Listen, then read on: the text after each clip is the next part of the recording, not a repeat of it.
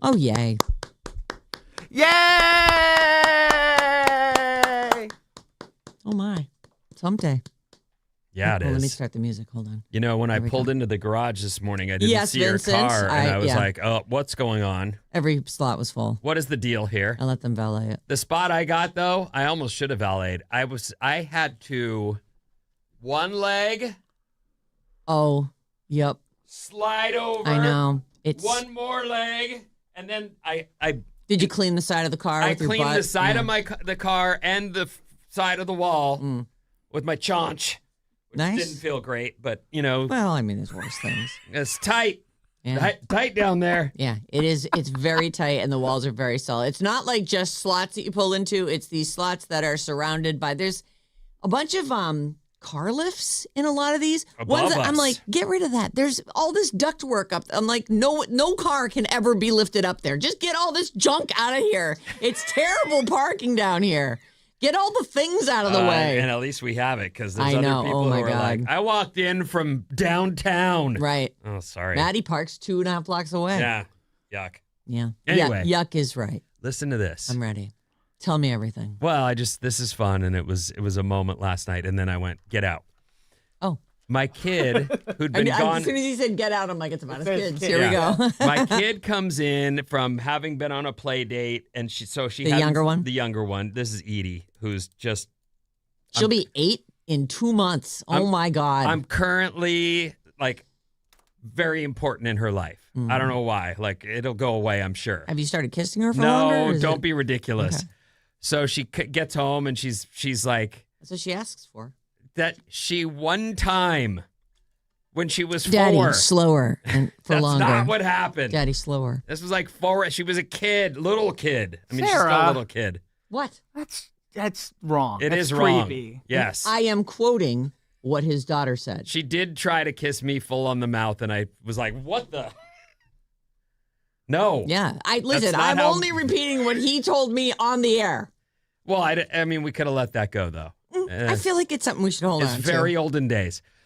The point is, she's not seen me all day, right. And she's like, can we hang out? And I go, sure. What do you want to do? What time is it? And at this point, it's 6 p.m. Okay. Oh, and I've already eaten because the missus is cooking late this week, and I just had to eat and got it over with. So I'm in my room, I'm playing guitar, and she goes, can we play guitar? Oh. And I go, yes, go get your guitar. So I sit her down, and I've tried doing some things with both of them where I'm like, you know, these are the string, you know, and then I just go, you know what? Forget it. I go, Edie, I'm going to teach you a song. It's on one string, and I show her bum, bum, bum, I bum, knew bum, it. bum, Oh, my God. bum. I was like, I can only think of one that you can do there. And as soon as she's even close to it, she starts getting that smile like, oh, I'm making music. And I'm like, yes, you are. Oh, my God. That's so great. But the whole time she's also going, ow, my finger. Sorry. Yeah. It's, you know, you got to get calluses. Have you ever seen Dolly Parton play guitar? No. She tunes it to an open chord, and she just lays a finger across the whole thing so she can strum her songs. And I'm sure there's more intricate parts that, I don't know. I don't even know how you'd hold your hands to make it a minor chord or something in an open tuning. I have no idea. Add a note or something. I don't do those tunings. But because she's got the big nails. Right. But she'll sit there and she's playing guitar and she's just clamping down and playing a bar chord across a tuned guitar. And it's I've always thought that would be a good way to get a kid to start, you know, because then now they're making, because when you hit a guitar, all the strings open, it just doesn't sound like crappy, anything. right? Yeah. Well, I think the key was that she could hear herself making music, and that was it. Did you start going? No. I just stayed with her, and we got through that, and then I'm like, all right, listen, it's almost 8:00 now. Get out. Oh, jeez. And she's like, all right, I'm going to go take my shower, and then I'll come back, and we'll do a little more. I'm like, No. Here's your guitar. Practice in your room. That's really fun. So I got a moment. But that can be the moment. It's the moment. But in reality, yeah, I was like, but you got to go. I mean, when I don't work anymore, I'll stay up all night with you. Yeah, well, oh my God. We're going to have a party every night. I'll have nothing better Dance to do. Party, It'll be dress epic. me up. But for paint now, my toes. Sorry, 3 a.m. is on its way. Right. Tick, it tick. really is just right over the horizon. Waiting. Yeah. I woke up this morning just in the middle of the night. Woke up this morning. I got myself a gun. Doesn't he say beer? I think you're thinking of two different songs. I'm thinking of the Sopranos theme. Oh! Woke up this morning. Got I myself a was thinking The Doors. Oh. How's that one go? Sing it. I just did. Sing the whole thing. No, I don't want to. You don't know that song? I woke up sure this I morning do. and it's got Roadhouse myself Blues. a beer. Roadhouse Blues, Oh, yeah. yes. Yeah. No? I'm not a huge Doors fan. I do know their hits, but My gosh. I don't love the Doors. If you have this in your stories, stop me. Okay? Okay. Speaking of the Doors. I and don't know know how anything about the okay. Doors. Oh, It's except Val Kilmer. Yes, Yeah. you have that. I'm actually going to lead with it, I think. Okay, it is epic. Yeah. We have a couple deaths, though. I'm going to get to some. We have a couple, I would call them, I don't want to say anybody's death is a minor death. But they are. Yes. One of them way more minor than the other. One of them you'll be like, oh, yeah, that guy. The other one you'll be like, who now? Well, the who now is tough, but he's not a who now to everybody. He No, or she exactly. is not a who now to everybody. So it's a major death for some people. It'll be a minor death for us. Somewhere in the world, there's a person with a red Power Ranger poster on their wall. Yes, if that guy dies, we're going to report it for that one person. But, for most of us, what the are you talking about? It's why I want to do it is the circumstances are mysterious. Oh. Yeah. Sorry. One of them is very straightforward. The I guy's got in his one more 70s. thing yeah, for go, you. go. This might be something that Bob needs to know or other Swifties need to know. So, our boy Eddie, Yes. who he's a Swiftie and he's been keeping us up on how he all the stuff he gets. Right. And he's the one who said, look at the Taylor Swift website. There's a countdown. Hurry. So he wrote me and said, thank you for all the shout outs on yesterday's show. My secret to buying Taylor drops is that is he sure he wants to share this with he the didn't world? he didn't say to broadcast it. Should I not? I don't think you know. should. Yeah, I think you have to. You have to Well, now. now you do, yeah. Well, this will just be a secret. The It's hardcore early. listeners are listening right now. There's like 10 people This is your listening. reward, Swifties who listen at 6 a.m. My secret to buying the Taylor drops is I have all my info saved on her site and my checkouts are instant. Oh. Well, You don't have that? Or do you have that? I might, but I don't know how big of a difference that makes because once you get something in your cart, you have it for like 5 minutes. He gets everything he goes for, though.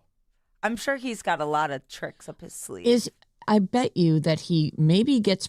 I'm sure he is in the Taylor Swift Yes, fan club I'm and sure. in her database, and I'll bet you that there is a slight priority given to those people. But also have the quick checkout. Mm-hmm. If you think about all around the world, everyone trying to get that stuff in their carts, any second you could be closed out of your purchase. True. I don't know. I'm just giving you the tip off that he gave me. I don't expect to buy any more Taylor Swift stuff. She has all his information. I have yet to open the Eddie, I hope she doesn't start stalking you. box record that I bought. Don't open when it. was Never that, open last year? that. Yeah. It was last year, right? I don't remember Or was when that it 2 came years out. ago? No, No. it was not that long ago. Oh, okay. Was it? It was October 13th. Yeah, it probably was October. Probably the 13th. It makes sense. Around there. Yeah. Yeah. The And numbers it's- definitely added up to 13. And it's some way. orange, I think, isn't it? Didn't we Yeah, buy there was an orange ones? one, a purple one, a pearl one, a mint green one. I didn't even open it. I don't Yeah, know. don't never open it. Okay. Save it, write on it real big in a Sharpie what it is, and then put it not in your attic because that's not going to be good for the vinyl. No. Put it in your controlled collectibles cabinet. Well, that's our boy's hot tip. So use it. Maybe you already have that and it hasn't worked for you, but that's what he's saying allows him And to get he all does the stuff. get everything. Every single thing. He clicks through, puts everything in his cart, and doesn't care what it costs.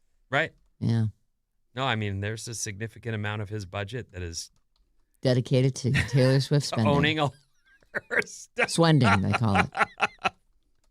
Okay, that's the tip off.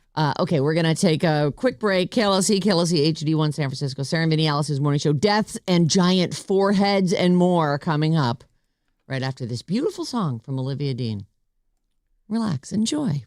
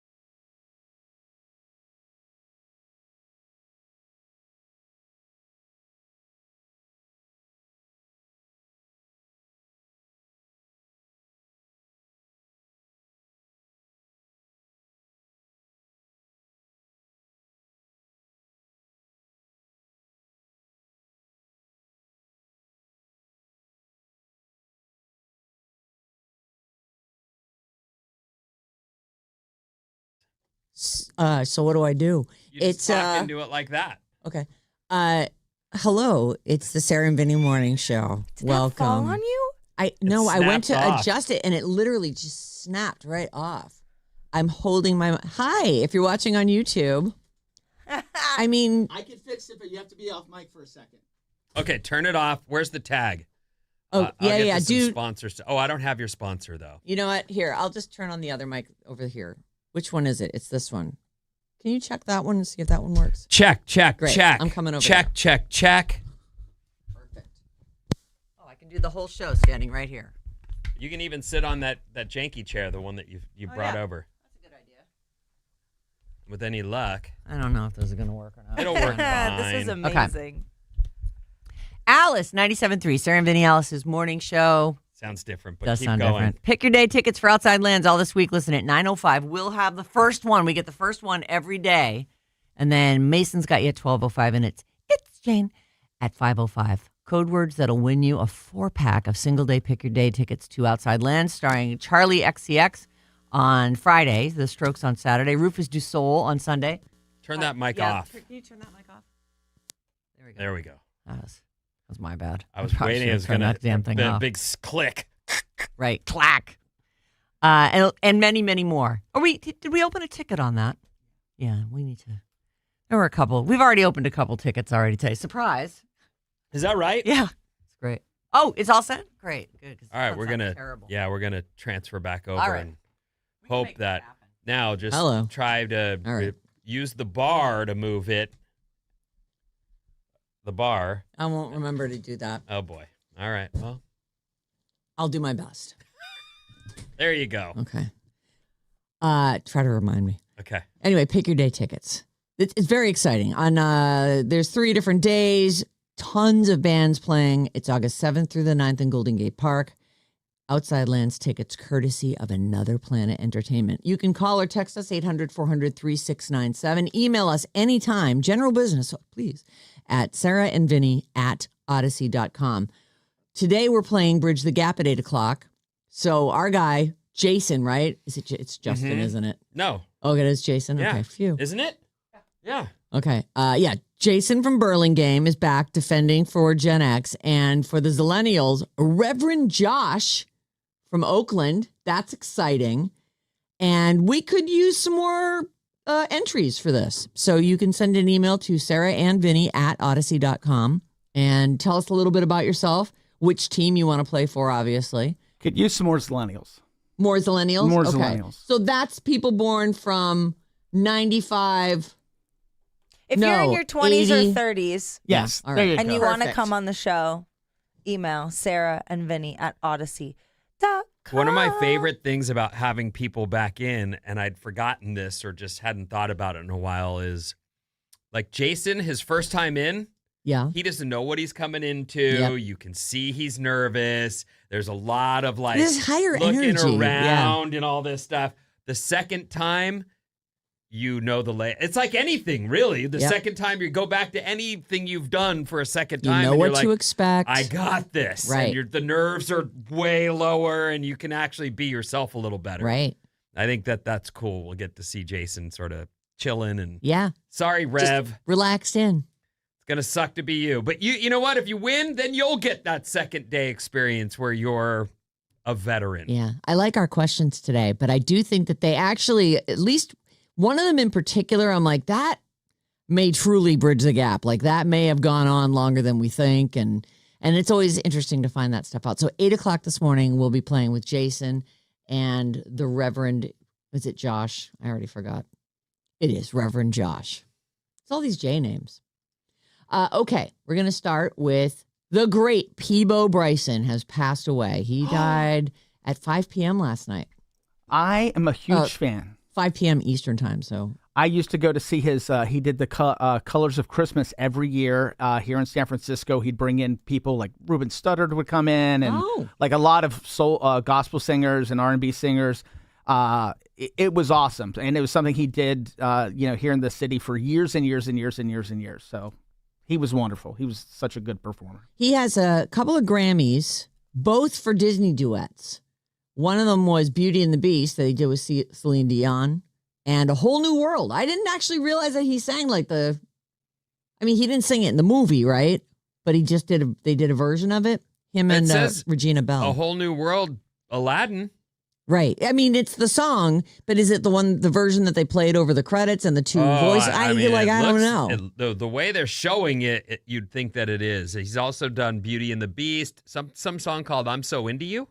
If You're Ever in My Arms. If ever you're in my arms again. You know that That's one. it. I do. There There's you A Whole go. New World. Skip ahead. That's him. Yeah, but that's not the guy who sings it in the movie. You know what I mean? The kid, Aladdin, has like, this guy sounds like I'd be like, Aladdin, you should really just go into singing. Forget this, I want to be a king or prince or whatever. I've never even seen Aladdin. Oh, Aladdin's great. I liked it too. Yeah. I saw the play. I enjoy it. Now that I think about it. I saw the play too. Oh my God, it's so funny. You'd like Aladdin because I actually have seen it on a stage, but I've never seen the movie. the genie is played by Robin Williams. They say here, yes, Peebo Bryson sang the iconic pop version of A Whole New World for the 92 Disney film Aladdin. So that's for the pop version, though. He performed the duet alongside R&B singer Regina Bell. Yes. This version was featured in the film's end credits Okay, that's and what I became thought. a massive commercial hit. So I know him for this song because this was on a lot of mixtapes that I made for girls. Oh.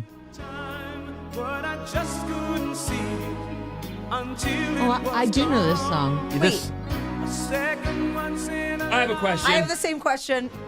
Go ahead. You put the same song on multiple mixtapes? That's kind of like copy and paste.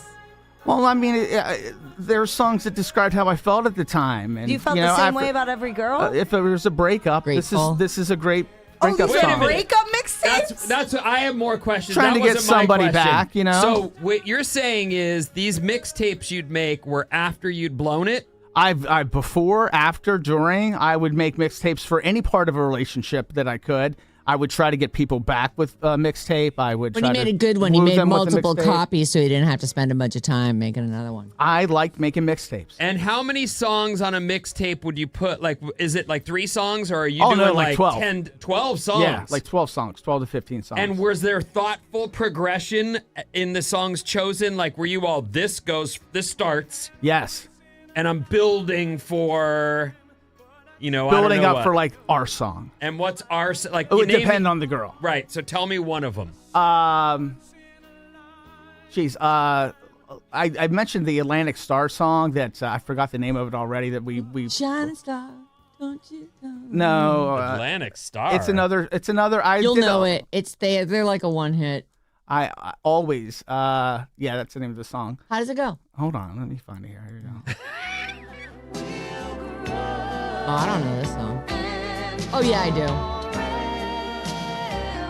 I have Yes, a question. Benny, your hands Did up. Reunited ever make a mixtape for you? No, I was heavy on 80s music. I don't think I put much. I don't think I did any 70s at that point. No. These are like, I mean, listen, I get it. You like Peebo Bryson and you like this Atlantic Star or whatever. This to me is just like, this was like filler music. Did know. I Will Always Love You, or what? If ever you're in my arms again. No, I will. What's Beauty and the Beast. No, what is the one that Whitney Houston sang? It's like the I will always love you. I will always love you. I will always love you. Yeah. Did you ever put that in there?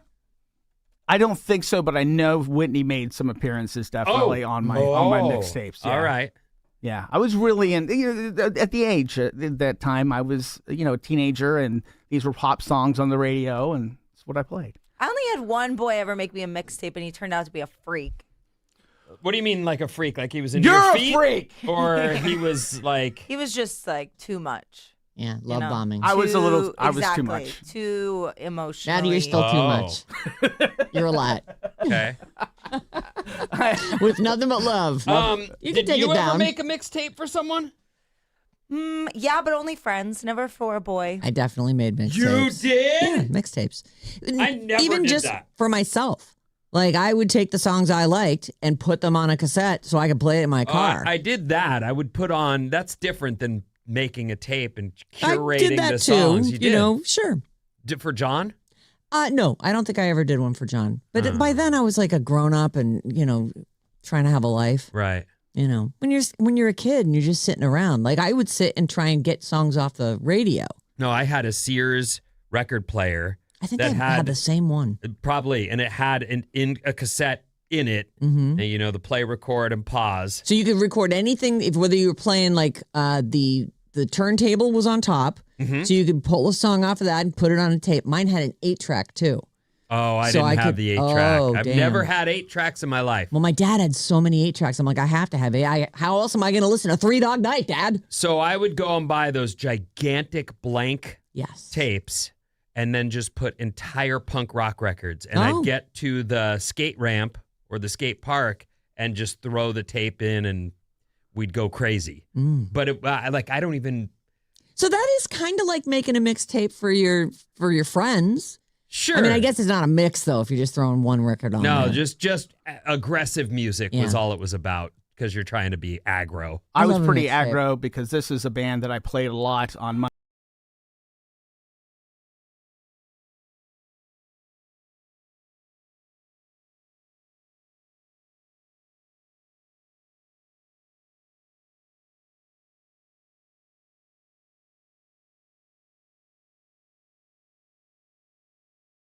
Way to get a hit. But before that, they were like a blues. They had a guitar player that was known to be one of the greats. And Yeah, I then don't they know went all their for old the- stuff. There but was that's- definitely they had pop hits though, and some really a good ton of songs. pop hits. Huh? Ton of pop Yeah, hits. the Yeah. Peter Cetera? Peter Cetera. Yeah. Well, was he always their singer? No, I think he became the singer in the '80s, and that's why. And that's when they went They big. went to all their big '80s hits. Right. Are they the 250-624? That's old. That's old Chicago. I love yeah. that's like my favorite Chicago song. Right. I didn't know that was an old one. That's a Yeah. good one. Anyway. Are they also Do You Remember? Or is that Earth, Wind, and Fire? I believe that is Earth, Wind, and Fire. So Peebo Bryson passed away. Peebo Bryson passed away. He's 75. He had a stroke about it. I think he had a stroke like just a day or two ago, and then he did pass away. It looks like about 2 p.m. our time, in case you're interested in his exact time of death. But he's widely celebrated as the king of ballads for his velvety voice. Okay. Lots and lots of duets, too. Rest in peace, Peebo Bryson. Boy, I really thought that would take 1 minute. Let's see. Here's the next one. This is the unknown guy. This is the unknown guy. This guy's name is Owen. It's spelled Owain. Do you think it's Owain? He's Welsh. He's a Welsh guy, so, they spell everything weird over there. Owen Rhys Davis dies at 44. He was on the reboot of Twin Peaks that started in 2017. He's, regular looking. He looks like an English guy. Like, might even be a ginger. Can't really tell He's ginger for sure. Okay. He was in Twin Peaks: The Return, something called the OA. He died suddenly over the weekend at the age of 44. That normally doesn't happen. At 44. Right. His brother said that the circumstances surrounding it were unclear. He says the news will come as a great shock to many. Of course, my freaking mouse just disconnected. Thanks. While there are still questions that remain unanswered regarding the circumstances of his death, our understanding is at this stage that Owen passed suddenly, naturally, and peacefully. Yeah, but a family might not want to publicize something that... Well, no, and I think that that's okay. There are times when you hear someone say they passed away peacefully with surrounded by loving family, and you go, okay, that's a very good way to make a public statement about someone's outing. You don't want to say, well, they pooped themselves, and then that was, Right. All the horrible things that happen as someone passes from this plane. Yeah, we don't need it. We don't need Right, we don't need it. We want to hear that they pass peacefully and it's surrounded by loving family. Right. And it's like the Gene Hackman and his wife death. Those I'm like, oh God, that sounds like an S show. Yikes. All right, and then I'm gonna throw one more thing on here. Oh, that was my stomach. Did you hear Whoa, that? Was that your tummy? So loud. You want a bar? No, I have some food. Okay. There's an actor by the name of Nick Pascal.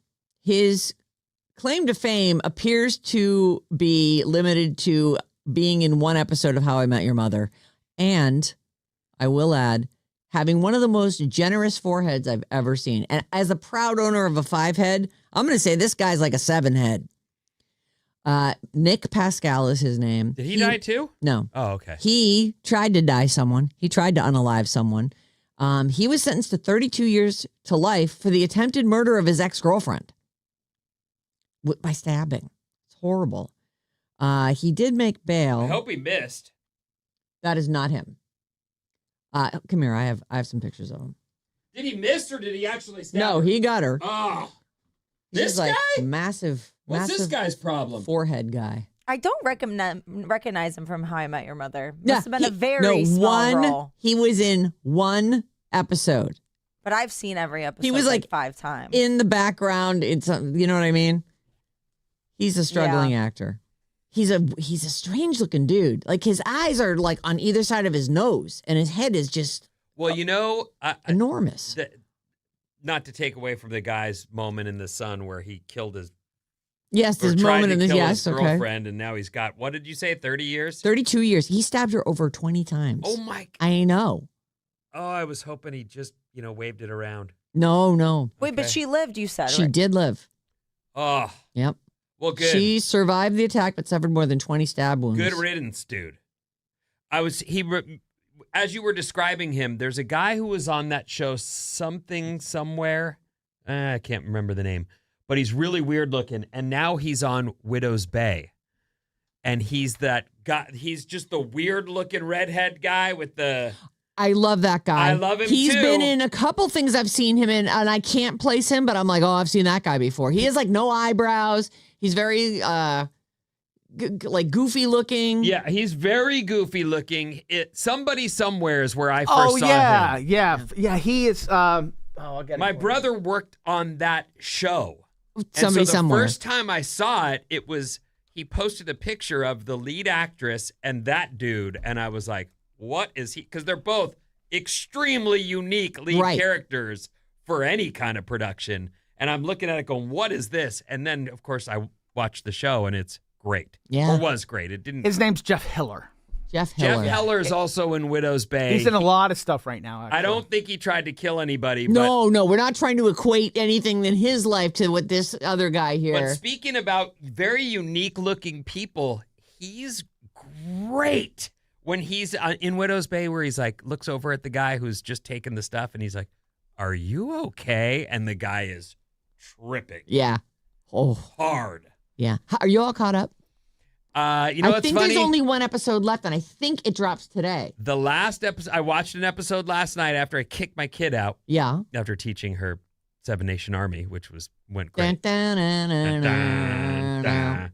I watched the next episode, but it's the throwback to the olden days. Yes. Yeah. And then they dig the dude, like, I don't want to say too much. Don't say anything. But that's where I'm at this point. And then it ends with the song Brandy, and I just had to laugh because it was like, oh God. Because of course it had to. They had to throw that one in.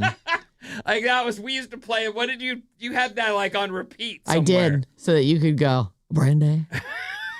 Yeah, that I will say, Widow's Bay is a fun watch. It's crazy. It's got a lot of elements in it, like unforced hilarity. Uh-huh. Like they're not writing this as a comedy, but it still manages to make you laugh out loud. And it is super scary.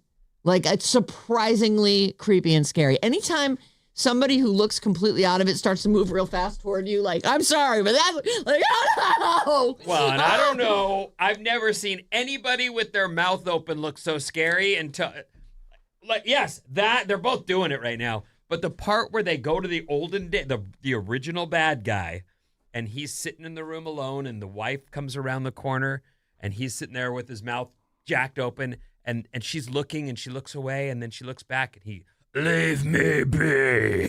And and like her fear is real. That actress, I don't know who that actress is. I don't know her either. I'm like, this chick gets the Emmy for this. Like, she's so good. She's only in the one episode, but she's like the star. She's the widow. Yeah, she's epic. And like, I don't know where they grabbed her from, but I'm like, she is such a good actress. Like, I feel her fear. She's shaking. She's crying. I'm like, oh my God, she's amazing. We're talking about Widow's Bay. Widow's Bay. Really, it's an Apple TV show. Fun show. Yeah, Not for kids. Cannot be. It's definitely not for children. They can't even be in the other room. No, they will freak out. Never not see some of the stuff that's on there.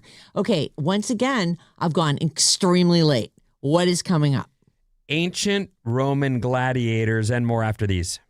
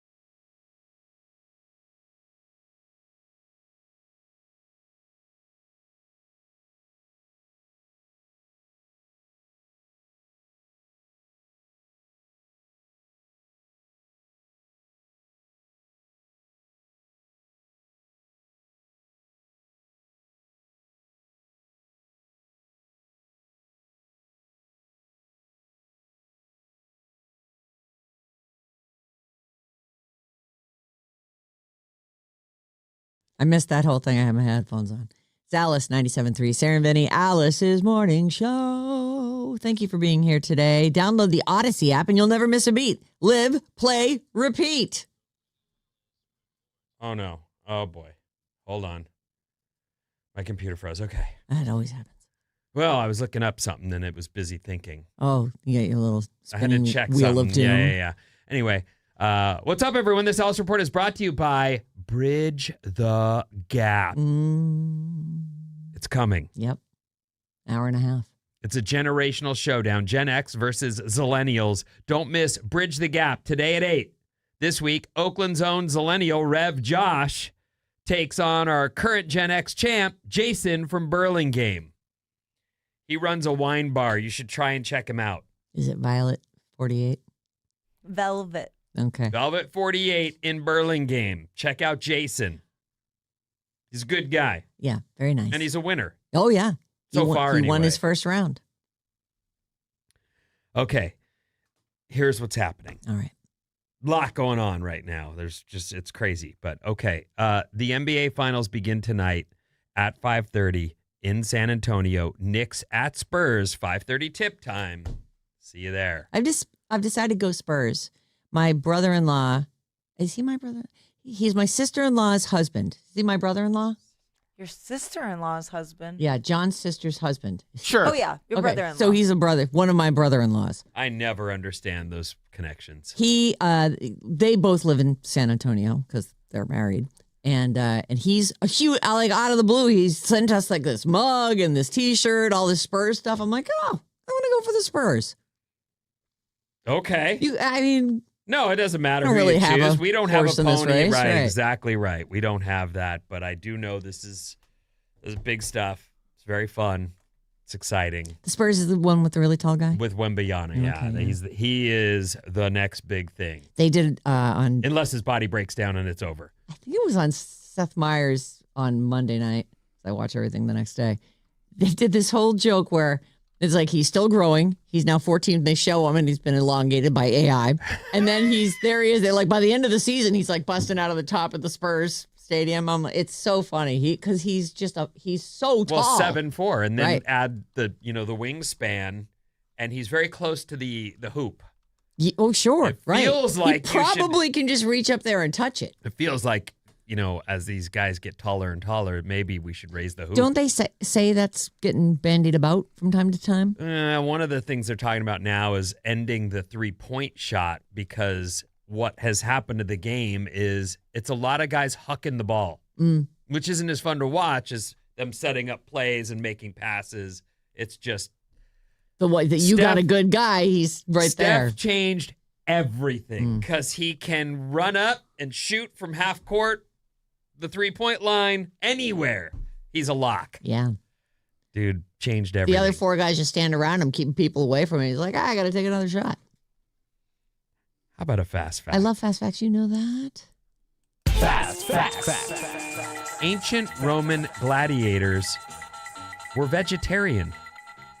Was there a particular reason for that? Their diet consisted of barley, beans, and dried fruit. Why? I don't know. I would expect them to eat, Voraciously. carcass. 10 chickens. Give me, One give it goat. all. Whatever. Right. They say vegetarian. Now, I'm sure there was somebody among the ranks that went, no, I'm having a burger, bro. Yeah. You order the I'm vegetarian. inventing the burger right now. You go ahead and have your beans and barley. I'm going to have a goat burger. Or whatever. Yeah, well, whatever animal they could grind up. No one is quite sure the origin of tennis scoring system, Yeah, what is up with that? but it's been documented as far back as the 15th century. Yeah, I don't understand it. It's been explained to me 50 times. I just don't know how it works. Yeah, I 15, don't- 30, 40. Yeah, but why not just go 1, Deuce. 2, 3? Yeah, and what's deuce? What are you talking Deuce means about? Like, tie. what does any of that mean? And then it's add in or add out. And then there's after loves deuce. and other Yeah, what's love? things. Love Tie- is zero. Love is a tie, right? Love no, is zero. love is zero? Love is zero. Oh. So if I score the first point on someone, I'm winning 15 love. Oh! And you always say the server's score before the person Why receiving score. 15, though? Why are we going by 15s? Can't it just 30? be 1, 2, 3? Okay, I don't know. Right. That's weird. It's 15th, it goes as far back as the 15th century. Henry VIII was a big tennis player. Okay. Yeah. Huh.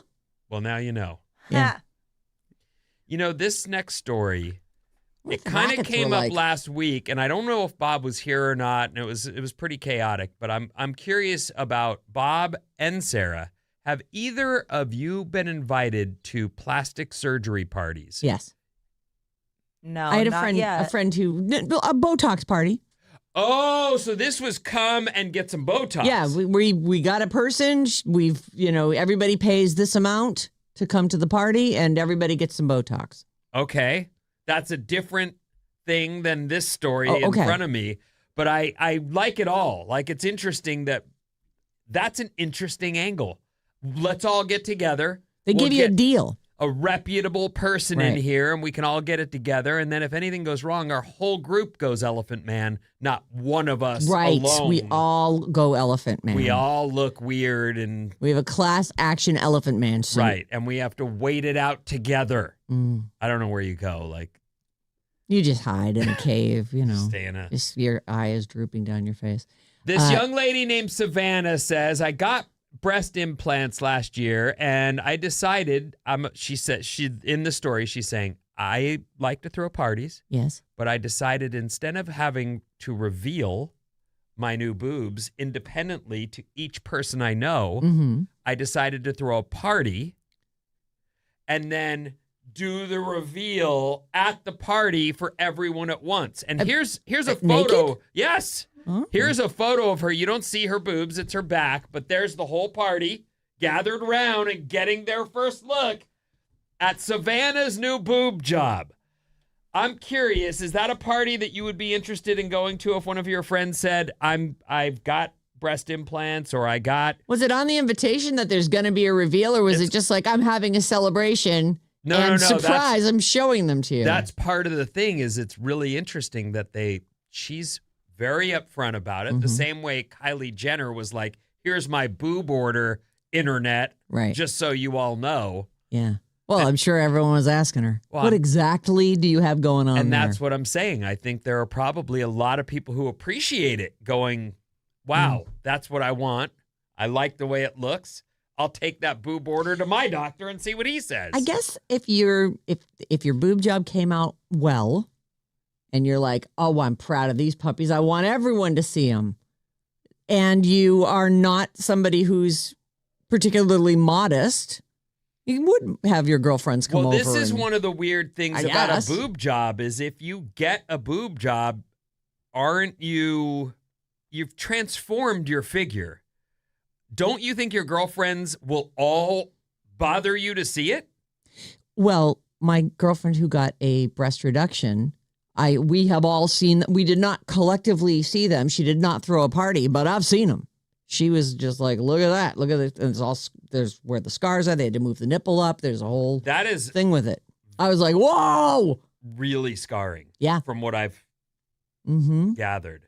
And yet, to be a lot lighter, I mean, Yeah. I actually had Christina say to me one time about someone like, that person can barely stand up straight. Look at that. And I was like, It can be like a terrible pain in the back. Mm-hmm. Anyway, I thought this was interesting that young people are throwing a full-on party. There she is in a robe, all, I don't know if that's 10, 15, 12 friends, all gathered around. She pulls They all look robe very open. happy and excited for They're her. all, you know, Yay! hands to face with the Home Alone face. Oh! Or they're clapping. And like, I can see that being kind of fun. I would totally go to something like this. Yeah. Any excuse to celebrate. Yeah. What about if it was I wouldn't less go. like, okay, so it's not a boob job, it's a nose job. You know, I got something even better for you. What? I have a friend who threw a party because she got sterilized. She got her fallopian tubes removed. So she had like a never a baby shower party or something like that. Well, Is how she old was really she? young? She's my age. And she said, I am never having children. No, Yeah. she wasn't sick? No, she wasn't sick. She wanted to make the conscious decision to never have kids. And she decided to celebrate it. With surgery. Mm-hmm. I am surprised. Blown away. I'm surprised a doctor would do that. I think you have to. I don't think all doctors will do it because Right. obviously it's a serious elective surgery, but she wanted it. Wow. Yeah, she was in her late 20s, maybe like 27 when she did it. Wow, I'll tell you something. When I was 27, I was never having kids. Right? Seriously, when I met her, that was one of the first conversations we had. Like, I think I'd already moved. We were already doing the we show. were working. We're sitting smoking on the back steps. in a hallway, and she's just, and I love this moment. It's a Sarah and Vinnie moment. We're both smoking cigarettes in Philly, and she's got a baseball cap on backwards, and she's puffing on her grit, and she's like, I hate kids. I don't want to be around them. I hate them. And I was just sitting there kind of like smiling because it was refreshing to hear someone who could have kids say, I'll never do that to my life. Flash forward 5 years. Right. On one hand, you got to change your mind, but if you had committed like my friend did, then you wouldn't have been able to let someone change your mind. You know what I mean? Yeah. I Somebody suppose talked you if into she it. still got her ovaries, they could still go in and harvest her eggs. True. If she ever really changed her mind. That's an expensive thing too, I would imagine. So Yeah. she really went all out. Mm-hmm. Yeah. She's a little wacky. You Well, know. That's her decision. Agreed. I guess we make our bed and we lay in it. I would never Lie commit. in it. I don't like to commit to anything, so I would obviously never commit to something like that. But Right. Says the girl who's about to get married. I went to the party and it was fun. We Yeah. played funny games. Did you cut like pool noodles and stuff? And I feel like we pinned the fallopian tube on the uterus. Oh, that's good. You know, That's pretty good. One of the things I've seen in modern times that I thought of when you said the fallopian tube surgery to never have kids is I've seen young people getting top surgery where they remove their breasts. They're done with them Yeah. entirely. And it's not a cancer thing. Right. This is just, I don't want that. I don't identify Right. as a female. And I'm surprised doctors, and they do, this is Yes. happening. I'm surprised doctors are like, you're healthy. We shouldn't have surgery, but they do it. That I think is different to me than sterilizing yourself. Yes, no, I understand. You know, I'm just that's saying that's as part of a transition that you're where making. a doctor might go, I can't remove healthy parts. Like you're not sick. Right. But it is part of a person's transformation. Well, and they're probably already on hormones. Like it's a Maybe. declared thing. So maybe that's a different case. It just reminded me of that. Yeah. The like permanent decision as Yeah. a young person to say, I'm changing my form. Yeah. Anyway, where was I? Oh, I don't know. well, I was. Oh, you were I asking was us in if the we had ever surgery gone to the parties. surgery Yeah, party. yeah. I would Okay. go for a nose job one too. You know, I go to most parties. So does the person wear like a balaclava until the reveal happens? Right? Or a veil. Oh, that's good. Yeah. That would work. Yeah. Okay, next story. Okay. That's fun. A report of a man in camo with a bazooka Uh-oh. I'll take the bear. turned out to be a landscaper with a leaf blower. Oh. Let's see. Someone last month in Massachusetts. Uh-oh. Look, the leaf blowing thing, I can even see that someone might have done this on purpose just to put a stop to the leaf blowing on a Saturday morning. Like, Jesus, what? It's 9 a.m. I realize I can't sleep past 7. If I sleep to 7, I've slept in. Yeah. It's a miracle. Mhm. But I get some people can sleep till, well, someone I know could sleep till 1 until just recently. Yeah. That So was me. yeah, it was you. I understand if someone's got that leaf blower going and you just go, so I got to put a stop to this. Maybe that's what happened here. Cops responded. They tracked down the guy in camouflage carrying a bazooka, but he wasn't a one-man militia and he wasn't trying to hurt anybody. He was a guy with a leaf blower. Aren't gas-powered ones outlawed here? If they are, people are still using them. Yeah. Because I absolutely. I know maybe it's a county by county thing. And man, do they will blow down a whole street Mhm. rather than sweep that crap up. Yeah. Well, it is easier. The cop said, Well, you never know. Everyone's perception can be different. Better off calling and reporting something than ignoring it and having it be something you feared it was. Right. But the landscaper, of course, is like, what the hell are you talking about? bazooka? Right. Camo. Was he wearing camo? He was wearing camo. Oh, there you go. Our text number is 800-400-3697. You can text us anytime about anything, and then Maddie reads those to you. Let's see here. 510, I got my nipples pierced and proceeded to ask anyone if they wanted to see them. Very similar to the surgery reveal. Jessica and San Mateo. Reminds me, we had a listener show up at Outside Lands who asked me several times if I wanted to see her piercings. My friends who have pierced nipples, I've seen them all. Licked some of them too, probably. Whoa. Why not? I don't know, because, body Where was autonomy. it? Yeah. And, did they say go ahead and, Yeah, They're showing them. they're They're- excited about that. Everybody's. Well, the mouthing thing is slightly... Okay, I'm glad for it. Sometimes we kiss our nipples together, Oh. What? What? Are yours pierced too? Is that what you're No, trying to say? mine aren't pierced. No, that would be such a So what'd you say, Maddie? No. Oh. No, no. Well, she asked you multiple times. I assumed it was a no. Back in the day, absolutely would have said, yes, this is good radio or whatever, but no.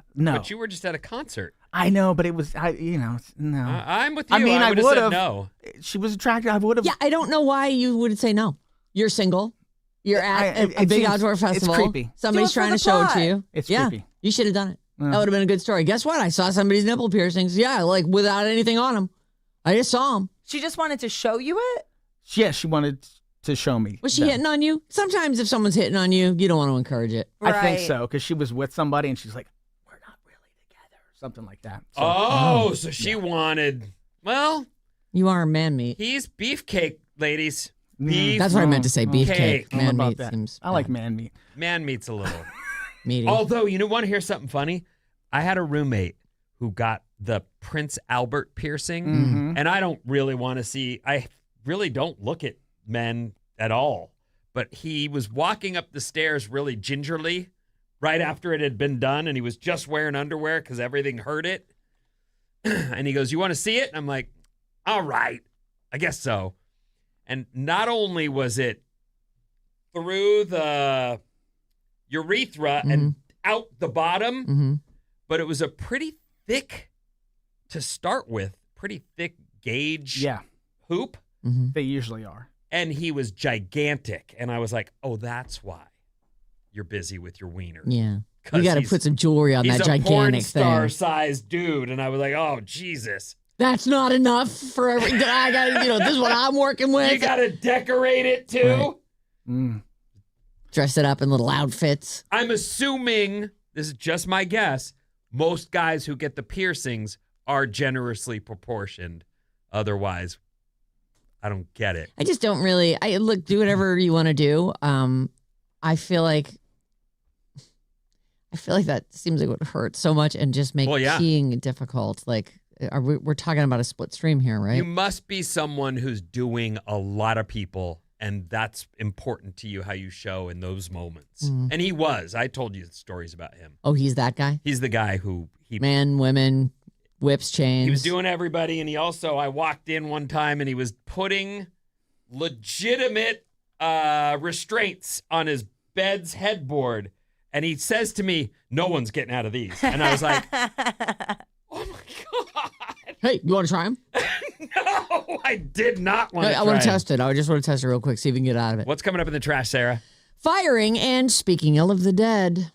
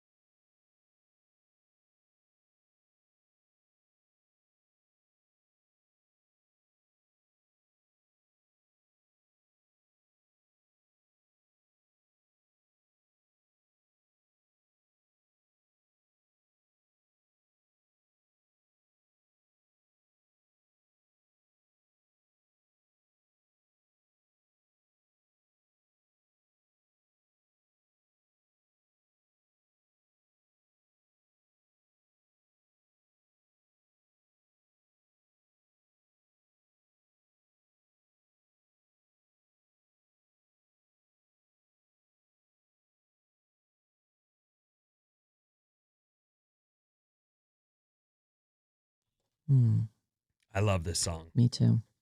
You're just talking about how funny it is. Like the lead singer of the Red Hot Chili Peppers is not an awesome singer, but yet he's so perfect. But you'd go to see a Red Hot Chili Peppers show and you'd be like, you'd never go, oh, that guy was kind of out of tune. Because you'd be like, oh, that sounded exactly like the record. And yet, if you swing it with full confidence, you got something. Yep. And he does. Yeah. They do, I mean. It's Alice, 97.3, Sarah Vinnie, Alice's morning show. Hello, it's hump day. I had heard that today was going to be the warmest day. Is that hump day? I will do a little weather for you next time. Creative Energy is our sponsor this time around. Take better care of yourself with Creative Energy's June wellness event. Save on hot tubs. God, I love my hot tub. It's so awesome. You want to relax, get in a hot tub. You look smarter, healthier. I have a glow about me. More gorgeouser than ever. Well, thank you. I chalk it all up to my hot tub from Creative Energy. They've also got saunas, cold plunges, endless pools. Those exercise things where you're swimming against a current in place. Amazing. Really cool. Visit a Bay Area showroom or go to creativeenergy.com today. On TV tonight, it's the NBA Finals starting at 5:30 our time. Spurs and the Knicks. The 5th season premiere of Clarkson's Farm is starting on Amazon tonight. You watched that? I watched the first 2 seasons, and then it went off the network I was watching it on, and I just never went back to it. It's real good. Yeah, it's great. He's a guy from Top Gear. Yeah.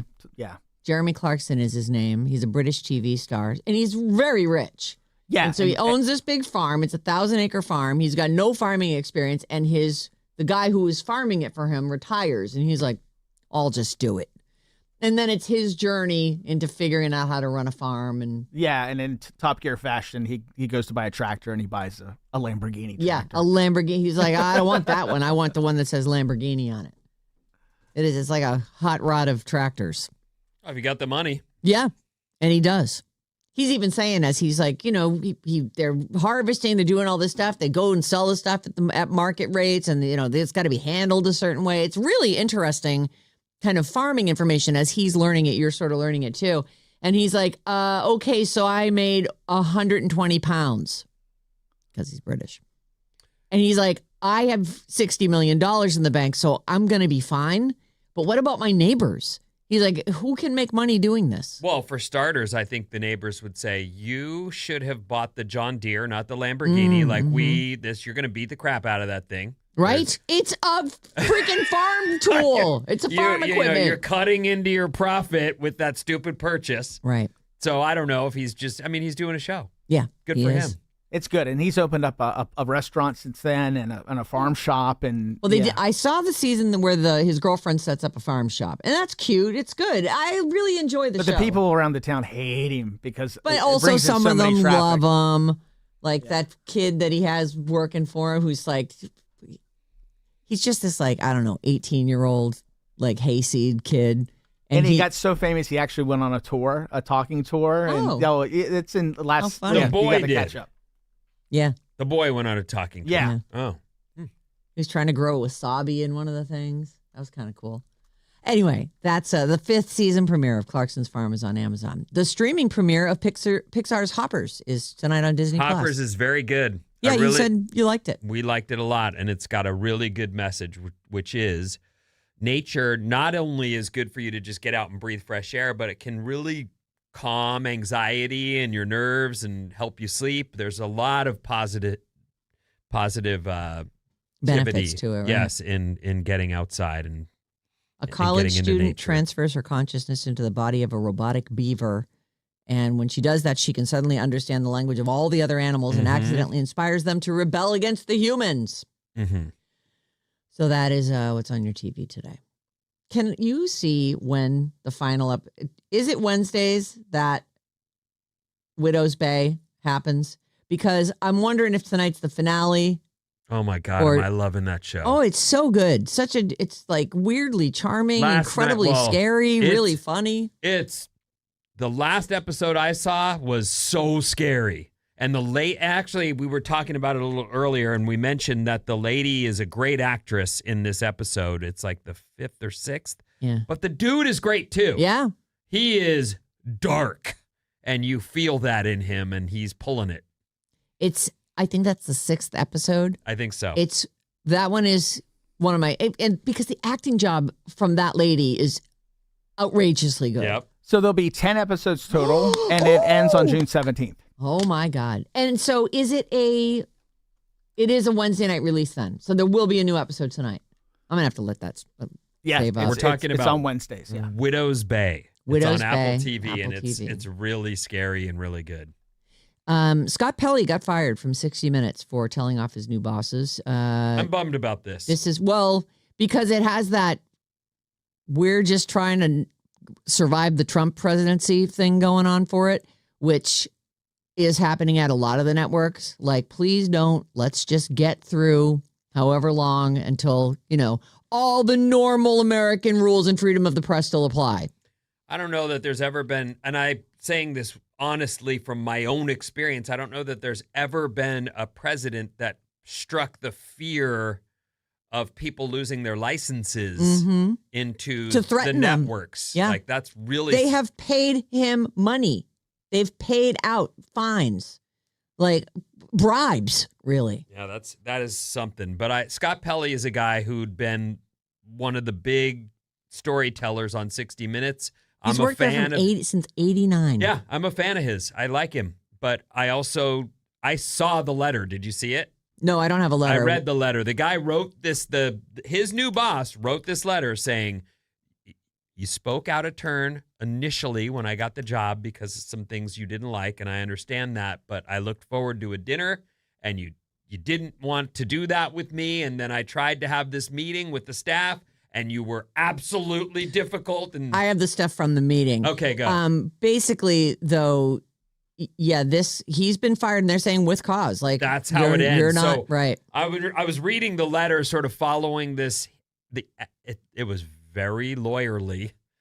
He's following this path of, I'm trying to make this work with you, and is that a paper trail that they're creating there? Yes. Ultimately, you completely disrespected me in front of everyone. Here's the line. Yesterday, you hijacked my first meeting with staff to disparage me, my qualifications, and my intentions with remarkable incivility and contempt.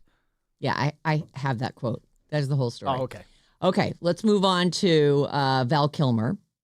He was the worst human being. You know how they always say, don't speak ill of the dead? Yeah. This is one of those cases.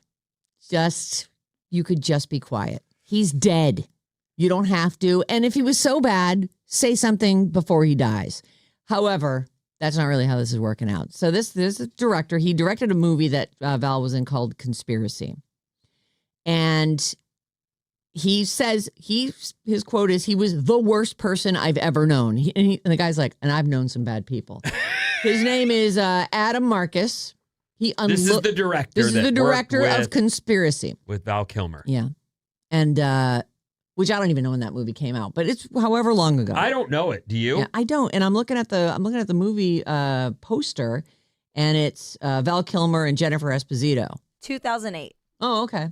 Jennifer Esposito is one of those chicks that you would recognize her if you saw. She was on Spin City. She's been in a few things. So this guy, Adam Marcus, the director of Conspiracy, which starred Val Kilmer, he unloaded on Val in a series of since deleted social media posts, called him a putz, said he had no problem speaking ill of the dead, worst human being I've ever known, and that is really saying something. He expected backlash and got it. And then he continued on, and these, again, they've been deleted. And to any of you rolling your eyes because the whole don't speak ill of the dead bull F that. If this guy did 1/10 of what he did on my set today, he would have been canceled in a blink. He starred as a disabled Iraqi war veteran, or an Iraq war veteran who travels to Arizona to discover that his friends and family have vanished. This is in Conspiracy. He died April of 2025 of pneumonia, and he'd had Val did, and he had throat cancer. He'd had throat cancer, and that's one of the things that I just want to mention. While he should have said this stuff while Val was alive, Val also was very ill for a long time, and I don't think that would have gone over either. No. So, say it to his face. The guy's got cancer. According to Entertainment Weekly, Joel Schumacher, or Schumacher, I don't know how you say that, directed Val in Batman Forever and called him childish and impossible and a, quote, psychologically disturbed human being. Mm-hmm. He addressed that apparently while speaking to Rolling Stone years ago and say, yeah, I was careless about how I viewed my business, but I trust that the truth is the truth and a lie is a lie. There was a 2021 documentary about his life, and in it, Val said he has behaved poorly and even bizarrely to some, but said he had no regrets. And I don't know what will come of this. Did you say you had a Scorsese quote? I don't have it, but there were a bunch of people he's worked with in the story that I was looking at this morning, and Oliver North. Okay. Well, no, not Oliver North. Oliver Stone, who worked with him on The Doors, had the same kind of things to say, like he made this impossible. One of the directors, when they finally finished the last scene of the last day of shooting, the guy said, "Get that bleep and bleep off my set immediately." Like the second I've had enough he'd of him. done his last lines. And you would think a director would know there might be reshoots. And yet that's how this guy's reaction was. Get him off my set Not one more minute. Drive him out of here right now. And I was like, oh my. Now, one of the things, do you have this part about in Val's defense, one of the things he said was, all my films made money. Is that a defense? I don't know. Or is that just an excuse for why your behavior's grown so badly what over he's the saying years? is, yes, maybe it took, I was on people's nerves, but what it took for me to get to that performance paid in the end. Right. And isn't that what we're here to do? I don't know. I don't know why this guy, listen, you can do whatever you want. That's what social media is for. Do whatever you want. But I do feel like, why? What do you gain from this other than controversy? Well, one thing, I do think we idolize our actors. Mm-hmm. Rightly or wrongly. We definitely do that. We look They're up on to a them. pedestal. They make Stars. big money in They're one of just the like hardest us. businesses in the world. And maybe a truth telling is needed in order for people to get into this with a little more of a business mind as opposed to an artist's mind. I get it. It's art, but it is business too. Like, oh, yes. Big business. We just watched Tom Holland get fired or not. And when I read the story, Tom Hardy. Tom Hardy, Oh. not Tom Holland. Sorry, that's the British Spider-Man. Tom Hardy just got this, caught up in this controversy, but they were saying the guy's late. He keeps everybody waiting on the set all day. He's costing us money. These are ways that you can get yourself blackballed. Right. 707. I actually grew up with and went to high school with Val Kilmer in Chatsworth, Southern California. He was kind of a D and very pompous, but extremely talented. Well, one of the things in the story I read this morning, I wish I'd saved it, but I knew you were going to do it, and I just wanted to have some background. They say he was a graduate of Juilliard, and people wanted to work with him because he was great. Tom Cruise, despite saying that he had he's like, no one could have done he was only on camera 10 times in Top Gun and was perfect. So, Yeah. if you're trying to get that film... I don't know if that was the second Top Gun. I don't know if that was like Val's last appearance. And I've actually heard that his family licensed his, like there's going to be AI Val Kilmer films. This was him talking about the first Top Gun. Right. And the second. But that would have been like if we'd never heard another word about Val Kilmer, what I would feel is, oh, how great that they put him in the the film that put him over the top or whatever. Like I don't know. It just makes me feel sort of bad about it. Like I just don't know what this guy accomplishes by speaking ill of the dead. It's kind of one of the reasons why people say don't do it. Yeah. Don't speak ill of the dead. Or do. It's up to you. It's a free country, how allegedly. you treat people is important. Yeah, it is. And, you talked about the guy who was, really rude to you in the early days of your career yesterday, and you had your opportunity to help or hurt his opportunity to work with you again, and you torpedoed him. Or, I simply wouldn't work with them. Right. And that's the bed that guy he made. made. Exactly. All right, there's that. Now I want to do this because every guy's got their method. Everybody's got their pickup line or their little thing that they do. Kristen Cavallari, who, look, I don't know a lot about Kristen Cavallari. She's one of those like Laguna Hills, the OC chicks. Like a reality show that wasn't. Right. But she's also a designer now too. Like she does clothing design. So she's got her stuff going on. She was famously married to a footballer and they had, I don't know, 2 or 3 kids. I think they've since broken up, haven't they? Yes, they're broken up. Her podcast is real popular too. And it's about her dating life, I believe, because that's what we keep seeing updates of. She has a whole media company that produces and supports a lot of podcasts called Dear Media. Dear Media. That I believe she did with Dear her Media ex. is huge. Huge. Yeah. So Kristen says that a, quote, very famous man tried to trick her into playing with his wiener. Some guys have games. Other guys just, try a trick. She says she ran into this tricky dude about 4 years ago. Tricky. She called him a very famous man. She doesn't say who it is. And she says, I only went on a couple dates with him and I never publicly, she said, it's an A-lister, but I don't think you can find him. But it just makes me want to run down the A-listers. She said, she goes, I went on 2 really great dates. And at the end of the second date, it ended on a sour note, and that was the end for her. Oh. They got a suite at the Beverly Hills Hotel where they swam all day, took showers separately, had dinner on the patio.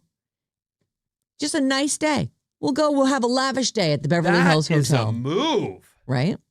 Whoa. We're going to spend the day. We'll swim. We'll go to the spa. We'll have dinner on the patio. Would you on a second date think that's too much? Or would you if be he like... said, you get your own room, but let's just go have a fun day. Let's have a pool day. Huh. I don't know. It does seem like a lot for a second date. You got to put out after that, though. Do you have to? Oh, I don't know. That's disgusting. Don't ever say that again. So Kristen says, this is Kristen Cavallari talking about some A-lister who she will not name and how he tricked her. She says he started talking about body insecurities. Body insecurities that you have. You got to get past them when you first start dating someone new. And he shared that he has a mole on his wiener, which he wanted to show her. So he took it right out to show her. A mole on it? Yes. A mole. He's like, I got a mole on it. I got this body image. I'm really insecure about it. I got a mole. So she goes, I don't see any mole. And he's like, hey, get over here. Come on, get a little closer. It's kind of flesh colored, this mole. Well, that might be a wart then. Do you really want to show that to somebody? He's trying to get past his body image problems, Vinny. Well, I know, but if I have any sign that you've got spoiler genital alert, warts... there is no mole. Okay. This is a trick.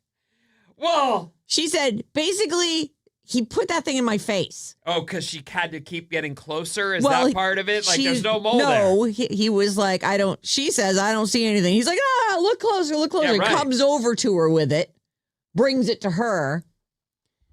And she says, this is clearly his move. I'm sure he tells all the girls about a supposed mole as an excuse to unsheathe, because once your wiener's out, it's usually things progress from there, but she wasn't having it. She says, that's what he does. You're right, Kristen. Oh, you believe that this is his move? Yeah, absolutely. Like he's had that work many this times. Mole, it's the mole. And is the hope that it's cute enough and good looking enough? Doesn't matter. It's out. All right. And he's excited about it. All right. I don't know. I've never He's like, had anybody. Let's move this along. I've swam with you today. I've fed you. Let's get this party started. See anything you like? No. Now. Well, Maddie says you have to. Yeah, I kind of regret saying that. That was kind of wrong. She didn't name the guy. But it is implied if you're going to a hotel with somebody and there's a room that something might happen. You should have stopped. You just said, I wish I wouldn't have said that. And then you were good. And then now you're going again. Undig. And we don't know how he sold that to her. I wouldn't try that. On a second date, that seems like way too much. You mean the hotel part? Yeah, all of the stuff. I still am at a dinner or, a movie or even a hang, but not a hotel with implied nook and the wiener trick. The wiener trick is just sad. We were talking Thoughts on this, Bobby? I don't like it. Yeah. I think in the right circumstances, if you're vibing and it comes up naturally and it's a joke, like I don't think it's exclusively inappropriate, but if she felt uncomfortable and didn't like it, then it is. Right. Is that fair? And if she was like, whoa, whoa, whoa. Right. Then immediately, oh, I'm so sorry. Right. I thought we were progressing to the point where I could take this out. I feel like, and maybe Right. I'm someone that has been dramatically careful, but I absolutely, if someone said, take a look, I've got something wrong with me down here, I would be like, nah, I'm good. I could Yeah. probably never unsee that. Don't be afraid to say no if you're not sure. And Yeah. also, if you're on the other side, if you're not great at reading body language, don't take risks like this guy did. Yeah. Because if you don't know if she's into it or not, then Everything might have been going smooth and he just like put her on the back heel, like, what? and then he should have noticed right away her reaction. Right. Because at that point, it's like, I have an appointment. I know it's 9 at night. I got to. Is there even, I realize, I got you already that this was a move, but is there even such a thing as a mole ween? A ween mole? Why wouldn't there be? Because I don't think that skin would get moles. I have no idea, Vin. I truly don't. Google I mean, will tell me. I've I can't seen say one I've with seen freckles. Oh, Oh, well, I believe me. I think isn't freckle just really One a- of the a big, most thick mole? embarrassing moments, and I've I mean, a had mole, a some. big, thick isn't mole. that the age-old question? It really is. What By is the way, difference between yes, a mole and a freckle? Yes, you can get a mole on your thing. Just like the rest of your skin, the area contains pigment-producing cells where benign, harmless moles can form. I thought that I had a very unique birthmark on my man area, and I had expressed that to a lady while we were together, Uh-huh. and she said, Oh, so you use the mole trick too? No.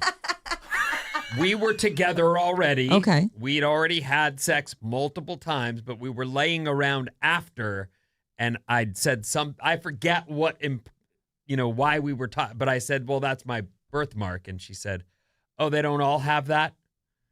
And I was like, what do you mean? What are you talking about? And it's apparently the mark left behind when you're circumcised that I was referring to, and that she'd seen plenty of. Mm. There was no birthmark. It wasn't scary for her. She just went, are you sure that's what that is? And I was like, I don't, what? I mean, I've had it since birth, and I look at it every day. I don't see enough wieners. I never look at them. I didn't know. The end. That's Okay. a great story, Vin. Thanks Is for it? sharing. All right, what's coming? Oh my God, what's coming up? What do you mean, oh my God? Look at the time. The time is great. I'll update you on, yesterday we voted, and a lot more after these.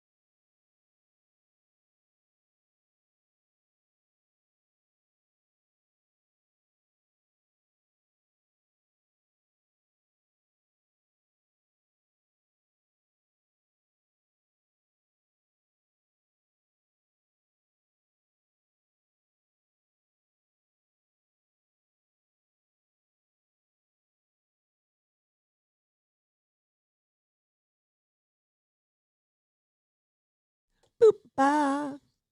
Da-ga-doo-goo-da.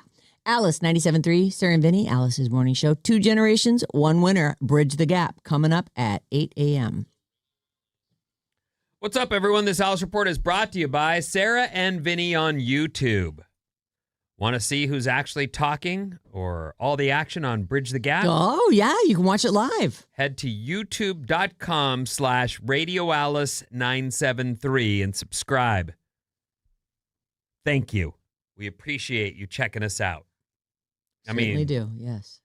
We're lit now. There's cameras here. And we look amazing. It's a whole thing.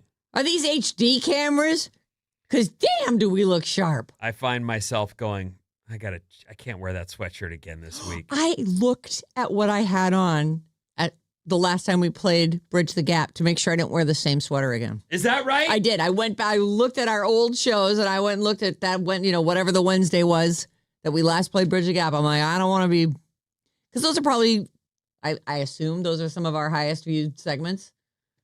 I don't want to whine about being lucky enough to have people who give 2 craps about seeing us on YouTube. So that's a bad move, and I realize that. But I also am like, I just put my laundry back in the drawer and then pull a shirt out. There it is on top. Like, however... basically wear the same 5 shirts every week. Cycles through, it's really not by design, but I do find myself going, I see a sweatshirt from yesterday and go, I wore that yesterday, but I get a different one. Yeah. We have that Pride event coming up at the end of the month. Yes. And so I've been looking around for an outfit for that.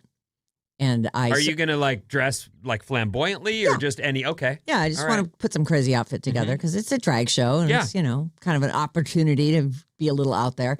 So I've got these pants and these little booties and they're really cute. And I'm looking around, but now, of course, I'm on. I use Rue La La. Do you ever heard of that? No. What is that? It's like all these different designers and it's kind of an outlet. So they have very limited amounts of stuff, and But the stuff is good. It's great. High end. Yeah, I really like it. Okay. I've gotten a lot of stuff from there over the years. And it's not used. Oh no. Okay. I think they do have a previously loved section, but I don't go to that. All right. So and they usually have they're running some specials. They've got a bunch of this stuff or whatever. So I go on there and I wound up buying a bunch of new stuff. So I'm like, right. And the reason is that because it's not like I bought new underwear or anything, I'm like every day I'm on this camera wearing some hooded sweatshirt, or I've been trying to wear my cardigans more. But man, it's like a whole added pressure. Like if you're Savannah Guthrie, do you basically have to wear a different outfit every single day? I don't know how that works, but I think they have like a wardrobe thing, right? With people that keep that stuff cycling, right? Because you can't wear the same, red 3-piece suit every. But if you're a dude and you've got, 10 ties, I'm thinking that those ties get changed in with different shirts and hopefully no one's, on it enough to go, hey. Well, you could have 2 ties. You'd have a dark blue tie and a dark gray tie and wear them with almost everything, right? But if you've got some striking pattern, that's going to wear out fast. I would like to think that TV, despite everyone pinching their budgets to the very slimmest possible, I would like to think TV still has a budget for wardrobe, especially on a big show like that. Yeah, right? the deals they make where that stuff. And one of the things that I've done, because a couple times I've gone to stores and said, you should buy yourself something nice. You have a couple dollars now. There's no reason to always be wearing $20 pants. What's wrong with you? And then I get something nice, and then I never wear it. And I have sold stuff on some website called The Real Real. And it's a place where you can get rid of things you don't want. Right. And they'll sell it and send you, whatever they can get for it. I kind of like that. Yeah. That if you've, made that leap to get something and then just don't feel... So you're talking about specifically designer things, right? Nice stuff. Like I bought a nice jacket and I've bought some nice shirts and then realized I don't wear nice shirts. Right. What am I doing? I don't even wear nice jackets. That's not me. Is that $800 leather jacket you bought? You sold that on The Real Real? Bye. Did you get anywhere close to what you paid for it? Close. Oh, good. Not you lose money, but still though. Some recoup rather than letting it sit in the closet. Or donating it and getting zero recoup. I walked past it a million times going, I'm not going to ever wear that. What am I doing? I know. I cleaned my closet out in preparation for all the new clothes I just ordered. And oh, nice. Yeah. And Now it's that's part of the spring cleaning. Yeah, it's right, exactly. And I think it's Marie Kondo. I'm not sure who said this, but if you haven't worn it in a year, throw it away. You're never going to wear it. Even if it's like this favorite thing that you've had for years, if you haven't worn it in a year, just get rid of it. Well, here's what I would say to that. I hadn't really experienced this in my youth, but I do have 2 sizes of pants. I'm not really happy about it, but that is a real thing. And I'm currently getting close to my normal size pants, and I'll be glad to put my big boy pants, away. Get your big pants But on. I don't think I'm going to get rid of them. No. Just in case. I agree. I definitely have pants that I'm like, I'm feeling a little bloated today. Is this what happens? People have multiple sizes of pants? I feel like most of the time it goes the opposite way, though. As you buy bigger clothes, you're like, I know I used to fit comfortably into these and I love them and I'm going to save them because this is my goal pants. That's what I have right now. I got to get back to my normal pants. Anyway. Are they normal or are they just your skinny pants? Well, I mean, they're the pants that You got your fat pants and you got your skinny pants. These? It doesn't matter. The point is you can sell some stuff on normal. these websites. Yes. Okay, an overcast start to the day again here in the Bay Area. I don't know if where I live, it got sunny and beautiful yesterday. It was lovely. And Windy, it was warm. Yes. Yeah. It wasn't all that warm for me. Windy, but a very comfortable temperature. Overcast start. Sun will break through and pushing 90 in Napa, San Jose, and Walnut Creek. I heard today was going to be Every pretty place hot. else, 70s and 80s, Nice. but it's going to be warm. So that's yes. To confirm what you'd heard, 90 in Napa. Thank goodness, because it was freezing yesterday. Is that right? Did the sun never come out in the It never city? came out. It was so chilly. It broke through at my house. I felt like a real lucky. Californian complaining about 60 degrees. Oh, boy. I'll never understand. All of you people who come from places with real winter get here and go, oh, it's chilly. You'd be amazed how fast you adapt. Oh, it's chilly here, isn't it? Oh, Yeah. I need to pull my parka out. Well, my parents now living in Florida where they run their AC at 80 because outside it's 90. Sure. And so it feels, and you actually quickly kind of adjust to it at night, though. I'm so hot. I'm like, Dad, can you just turn it to 70 for like an hour? Just turn it to 70. Will he do it? No. Oh, he won't do it? No. So as soon as I hear them go to bed, I get up and I turn it down to 70. Get out! I'm like, I'll shoot you $20 to cover my night stay here. I'm pretty sure you all will know who sent me the text this morning that said, it's Global Running Day. Got to be your wife. Yeah. She's a runner. She loves it. I don't know what you do on Global Running Well, Day. you run. Okay. He's got a gun. Whether it's a solo jog or participating in a large community event, this day, Global Running Day, promotes health, fitness, and a shared passion for the sport. Run, he's got a gun. Or just try to be healthy. I don't know. Right. Run. It's definitely, if you see a guy Well with a gun, you got to run away and be healthy. Yeah, right. When's the last time you had a run? It's been a long time. Bob? Like I'll jog around the backyard if I got to run over and get something or whatever, but you I do not go on runs. Okay.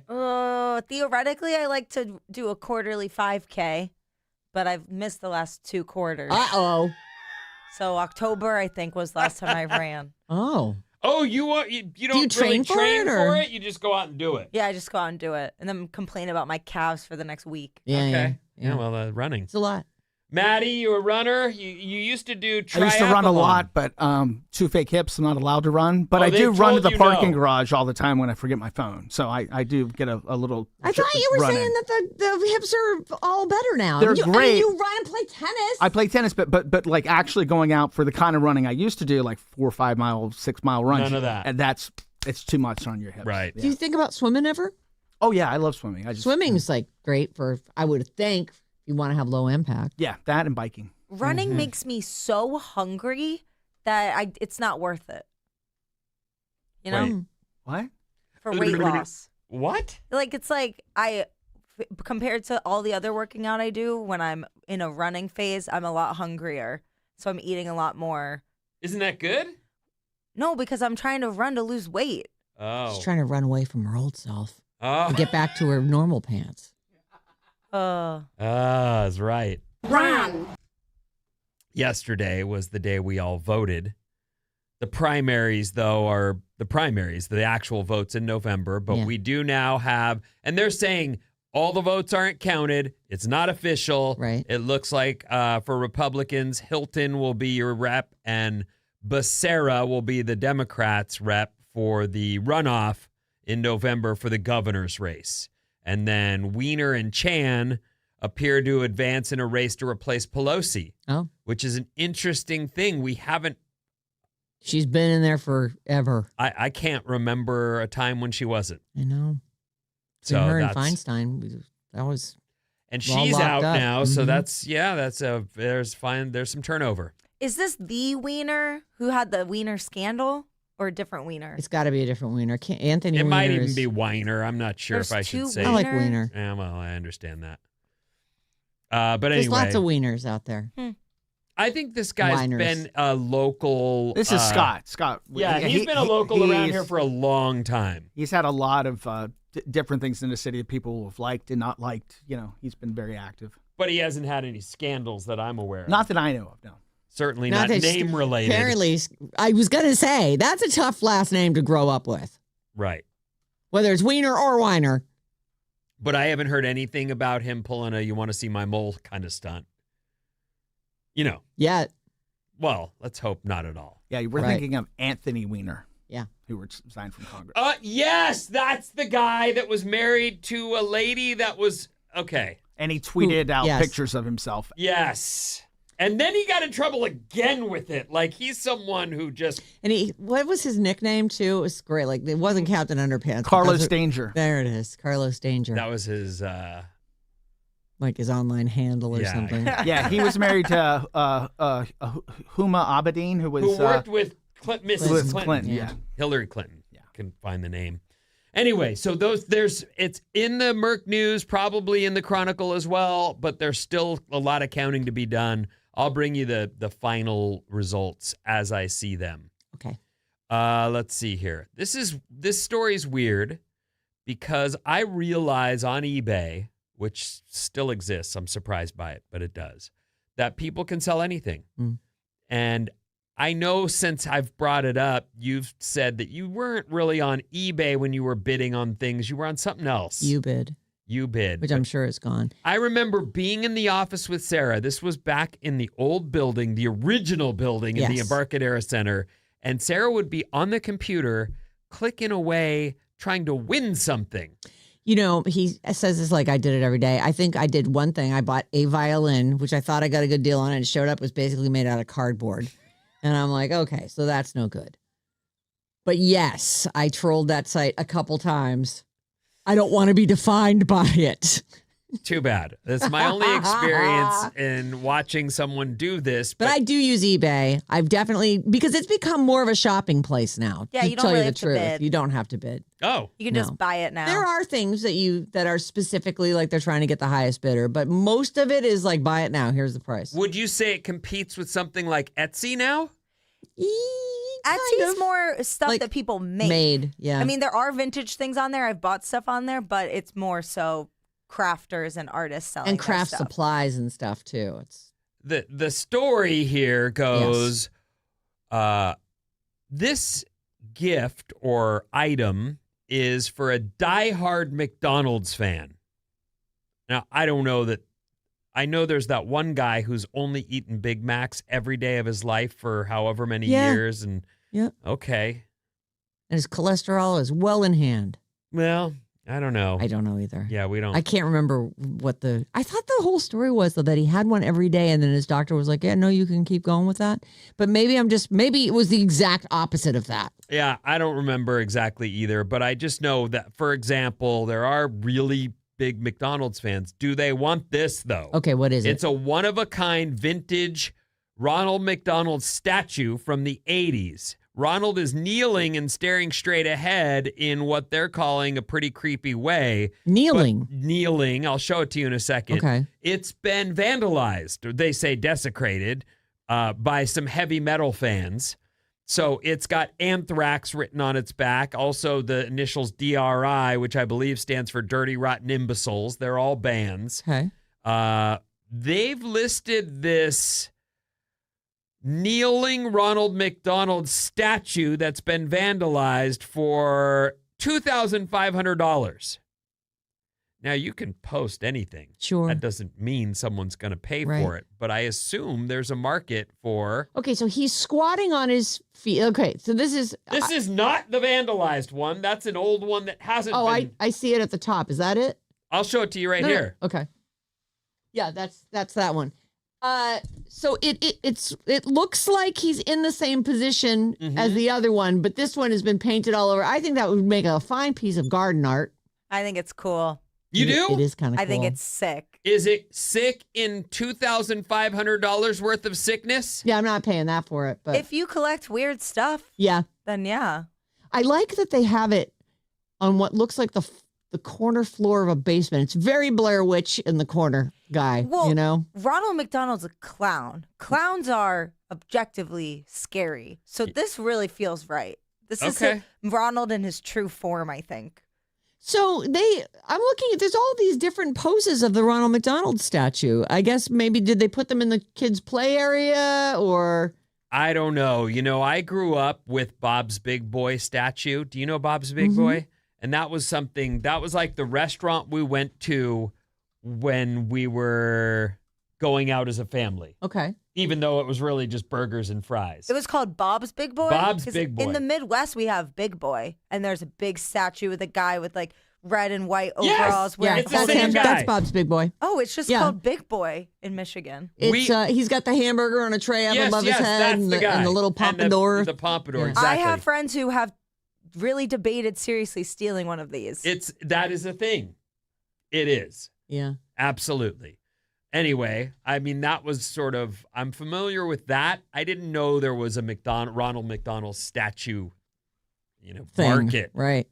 And they're in there's ones that are sitting on benches. There's ones that are standing on one foot. It's crazy. Stealing the stuff, though, I remember being in my 20s with my, me and my roommates getting all, loaded on any given night. And there was a thing in our town where we were like, one of these days, we are going and stealing that thing. The Bob's Big Boy. No, not that. It was just another thing in our town that I think it's a common.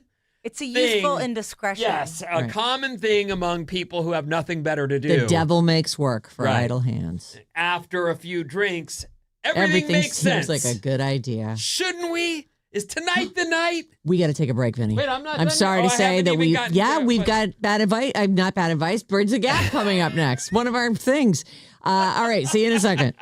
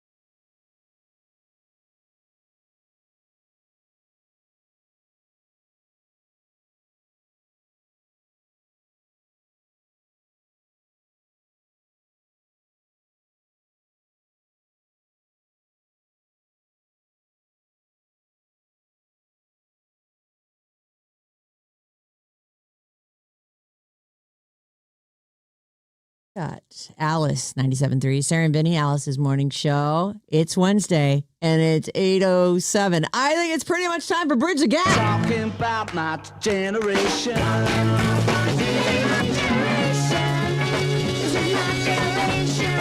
All right, you guys, time to play the game. You can watch Bridge the Gap live right now on our YouTube channel. Everybody smile for the cameras. You got a camera right there for you. Just go to youtube.com/@radioalice.com or just search for Alice973. We're right there. You can check us out over here. Our amazing listeners this week. New this week, playing for the Zillennials, is Reverend Josh from Oakland. Why can't I hear Josh? Oh, there we go. Good morning. Good morning. You look so happy. I am happy. I'm excited to be here. Excellent. Good-looking kid. Now- You can see him on YouTube, too, by the way. Thank you. Jason was just saying, I'm going to win. He even came in here and said, I'm going to win today. I'm going to win today. He's going to need divine intervention. Oh. Well, he is a reverend. I mean, don't tempt fate. Exactly. I will call upon everything I've got. But honestly, if I lose, it's all good. Because then I can be upset and go home and call off for the rest of the day. So, Oh. yeah. Oh, Take a day that's off. nice. You Be won't sad. be upset. All right. So you are an ordained reverend in the Church of Dudism. I am. So is this a made-up thing? What's happening It is here? not made up. What They is have going on? followers all over. You've seen The Big Lebowski? Mm. Okay. So, iconic Oh, character. he's the dude. Oh, The he's. dude. I see. So we Yeah. follow the tenets of So the there's dude. the tenets of the dude. And you can get ordained, and there are followers all over. And then you can guide people, perform weddings, which I feel have. like you misguided us. We Oh. were expecting you to come in here in your full And by the outfit. way- Yes, dear. Isn't the Big Lebowski more of an our era than his era? That is interesting. Ooh. Isn't it? Oh, Jason. Isn't it? Sneaky. Yeah. All right. So listen, Josh, one of the little, fast facts that we got about him, he moves to Oakland right around the same time as this other man moved to Oakland. And they met within weeks of moving there. And now you're married 8 years? And now we are married. We've been together 8 years. Okay. Been married just short of 2. Oh. Yep. Newlyweds. Newlyweds. I don't know what happened. You get to a big city, you think you're going to move around, try everything out. Sure. And Play instead you the get tied field. down. Yep. Nope. Been together for 8 years now. Lived together almost literally the entire time. And been married just short of 2 and getting ready to plan our second anniversary where we're going to go. And, So what you're saying, I think, is you came to the big city looking to go crazy. yes. And then some Crazy. guy locked you Crazy. down immediately? Yeah, I missed my Wow. chance. When it's right, it's right. I know. It sounds sick, doesn't it? Do you want to say hi to him? What's his name? Hi, Thomas. You're not listening because you're sleeping, but Oh, we'll He play didn't get this up. back for Yeah, you. right, exactly. Nope. He can watch it later on YouTube. Yes, he will. can. He's going to be 100 of those views, so he better be. Okay, defending for Gen X, back for his second round, is Jason from Burlingame. He's become something of a legendary figure here on the station. After one win, I Wow. don't know. Well, one win, the best snickerdoodles I ever had. And how many times have we plugged his bar? It's a Thank you. wine bar, It's a Velvet wine bar. 88.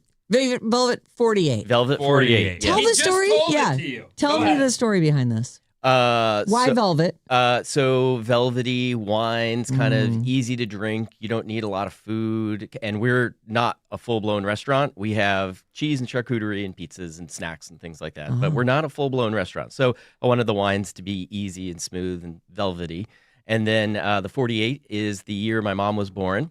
After she passed away, she left me a little bit of money, and I used it to open up the wine bar. Oh, and it survived COVID. And we survived Which is COVID. I amazing. love that. That is a very cool I thing. know. It's Thank great. you. Thank you. All right. The prize each of you is getting today is tickets to Bleachers, that's Jack Antonoff's band. And if you're a Taylor Swift fan, you're already well aware. Like I told Bob what the prize was. She fell on the floor.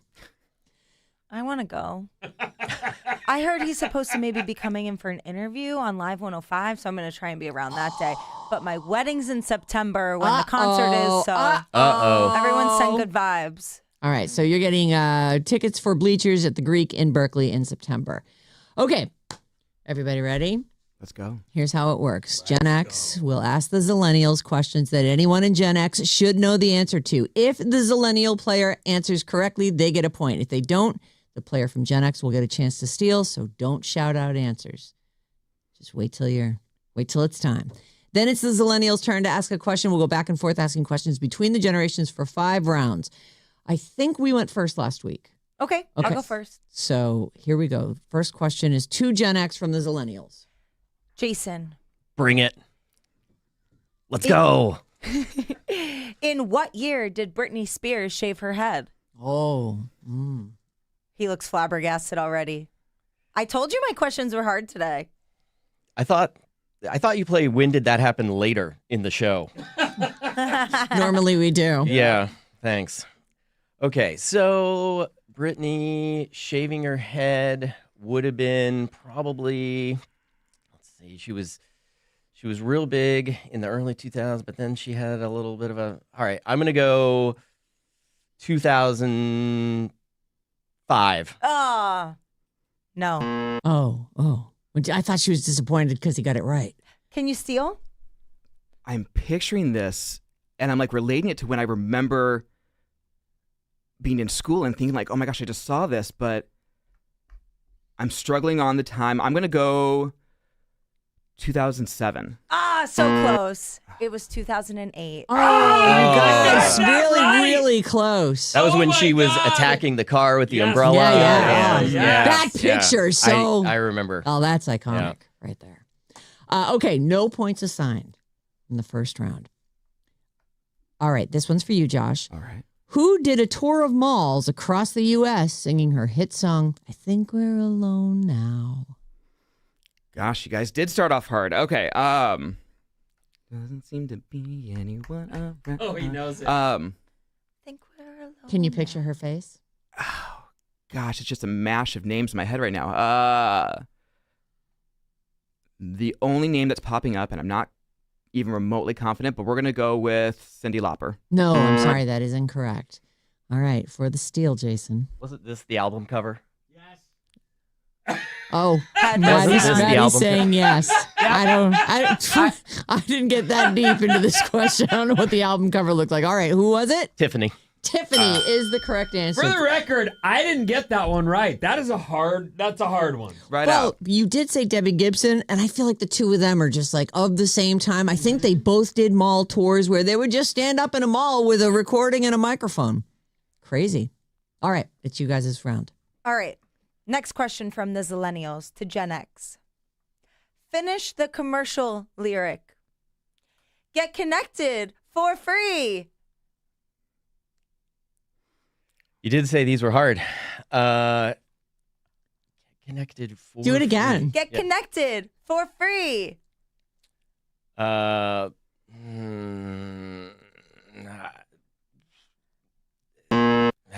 Reverend, you have to know this one. Get connected for free. Gosh, oh my gosh. I hear the jingle. Sing the jingle. Maybe it'll help you think of the words. Get connected Ah, for free. And it's a telephone, and that I cannot even think. Oh my gosh. Oh, come Get on. I know. I'm honestly disappointed in you. This is an I would be iconic too. commercial. He's going to be able to take the whole day off. Do you know Yeah. that? I do not. Do you know I this? do not know this. No, Maddie, this is do you one. know it? No, none of us know it. All right. Nope, don't know it. Get connected for free. It's education connection. Oh my gosh. Oh, Education. college. It's so good. not that good. The Wow. whole commercial. But what is it's called education It's for this free? weird, bogus, I don't know if it's bogus, but it feels bogus, commercial where this girl is talking about how she wants to go to college, like looking right for the right college for me, went to Education Connect. To nothing. Gen X in the lead. Question number 2 for the Zillennials. Ready, Josh? Let's go. In the sitcom Cheers, what city did Ted Danson's character play baseball for? Oh gosh. Okay, so it's based in Boston, and he played for. Ooh. Was it? Oh my gosh, why do I hate myself this morning? Okay, he must have played for, let's say, Philadelphia. I'm sorry, that's incorrect. Jason, it's your turn. Go for it. Well, he said it. He did say it. He played for Boston, the Boston played Red for Sox. Boston. It wasn't. I think they made up a name for the. I don't think he played for the Boston, Sox, though. but it wasn't was the Red Sox. Boston. Oh, okay. And yeah. that was, Was it Boston? the guess was like you would go if you play for a team, really anywhere, but especially Boston or Philly or Chicago, you never buy a drink again. Like you work in the town where you played so that you get all that love. Right. It's your town. Yeah. He's a Boston guy. Low-hanging fruit. I missed that one. As soon as you said, though, like, I know it's set in Boston. I just didn't think it was going to be. I know. It was tricky. Mm-hmm. All right. It's 2-0. All right. Next question from the Zillennials to Gen X. All right. Where did Anne Hathaway find out that she's a princess? Like, what is she a princess of? What country? Oh, okay. Wow. This is. You're digging deep I don't want today. Okay. It was in the Princess Diaries. Correct. Okay. Half a point? No. Okay. Okay. But I believe now my daughter watched this movie a few times. So I feel like I want to say Moldovia. That's so close, but no. Oh. But you got the right. It's the same font as that word. You know what I mean? Oh. Wow. It has a similar feel. Okay. Reverend, Yeah. where is Anne Hathaway a princess? It is the made-up country of Genovia. Correct. Oh, you Oh, really you were were close. close. Very So close. Hey, so what's the score? 2-1. Scores 2-1. Oh. All right. Here's the next question for Josh.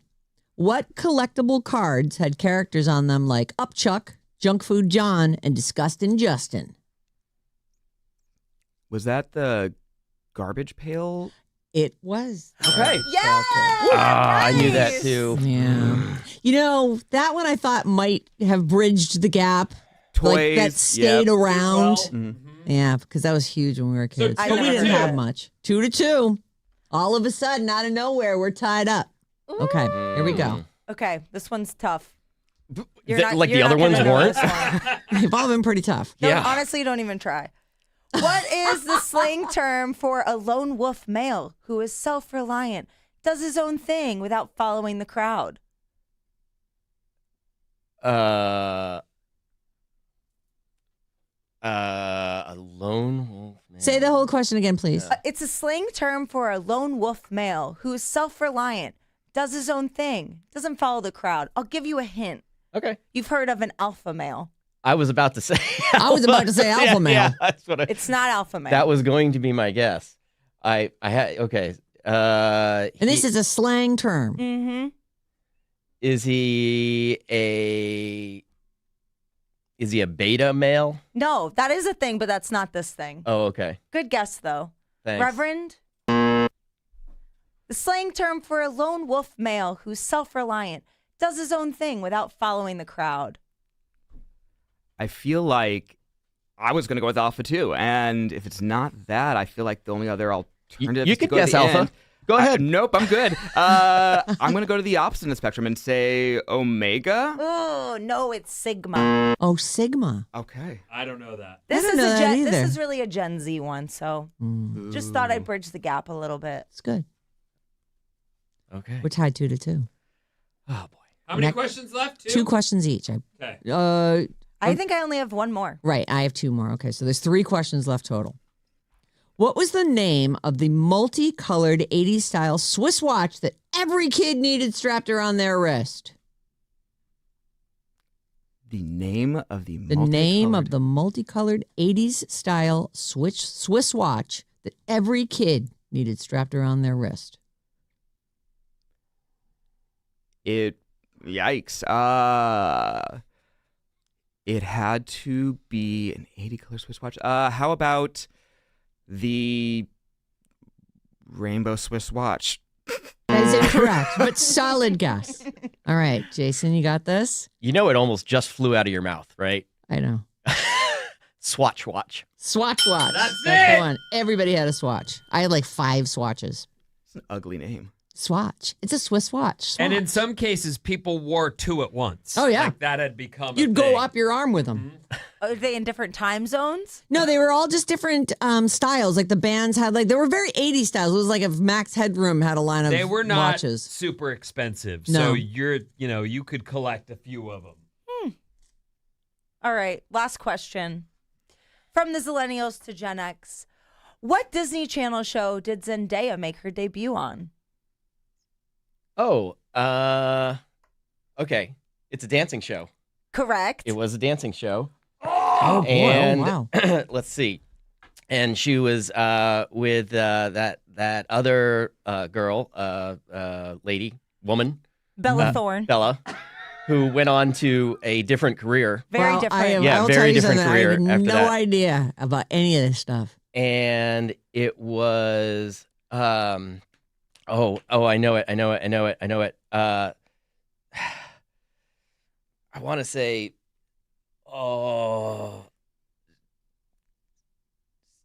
it's 3 words. It's 3 words. Oh, I'm sorry. What do you What think? Disney Channel show did Zendaya make her debut on? So I'm going to say right out of the gate, grew up homeschooled, did not have Disney Channel, Nickelodeon, or any of those. So total guess, it was a dancing let's say, So You Think You Can Dance. I have no clue. No. It was Shake It Up. Shake It Never Up. heard of it. That was Shake It Up Chicago. You had it too. I 3 was, words. I, was, really I close. knew it was. Ah! It was right there. We have one question left. All right. If Josh gets it, it's a tie. So get your tiebreaker ready. Oh boy. Here we go, Joshy. This is a 2-part answer. I need both names. What 2 singers sang the song Ebony and Ivory? Ebony and Ivory, huge hit. A duo. So let's say, Live together in perfect harmony. Doesn't 2 names or a duo? 2 names. It's 2 names. 2 names. Okay. This is one of those moments where I want to give a hint so Don't bad. do it. I don't want. Don't. You I can't know say what your anything. hint I is. give hints. No, well, but No, not there's this no hint. hints. No. And it's 2 big artists who duetted together. Well, that is okay. Ebony and Ivory. I am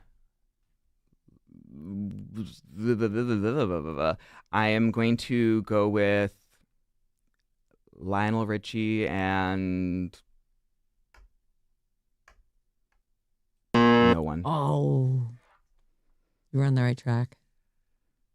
This is No, the first nothing? one that I have not known. You don't what? What? Oh boy. You're going to kick yourself. In your I head. am gonna kick myself. This was a I am gonna massive kick hit. myself. Massive. Well, wait. He didn't get it. He didn't. You do Doesn't win. matter. I win. You win. Oh, But you we still, Oh. I still want you to. Oh, so Okay. you're just saying I do not know. I liked Lionel Richie as the first guess. Stevie Wonder Stevie Wonder, right? and I don't know. Paul McCartney, Oh. a Beatle. You're the winner. Guess what? 2 in a row for you. Josh, you were a lot of fun, but you're out of here. Sorry, Josh. Sorry, Josh. But at least you got on the board. I mean, I was a little bit worried about you there at the beginning. That was Fairly, close. rightly so. I Rightly know. so. You could have tied it up. Those were hard. Actually, I thought both of us I thought the questions were very fair today. I'm gonna go home and watch Cheers. You don't have to. It's okay. Okay, thank you. I You didn't knew want it was to. set in Boston. Anyway. Congratulations. Thank you. On your second win. Next week, I think we have a conflict. We'll work all that out. But the next time you come back in to do your 3rd round, you might walk out of here wearing the El Campeon del Oh, that's Pueblo right. It's robe. only 3 games. Three Make sure games. oh my goodness. Okay. Well, we can't indefinitely have No, someone I have understand. to Absolutely. change their whole life around Right. to come out here. Josh, thank you. Both of you have fun at the Bleachers concert. Do we Thank have you. any texts or anything, or you want to? Oh, we're pretty late. We'll take a quick break and we'll be back after this.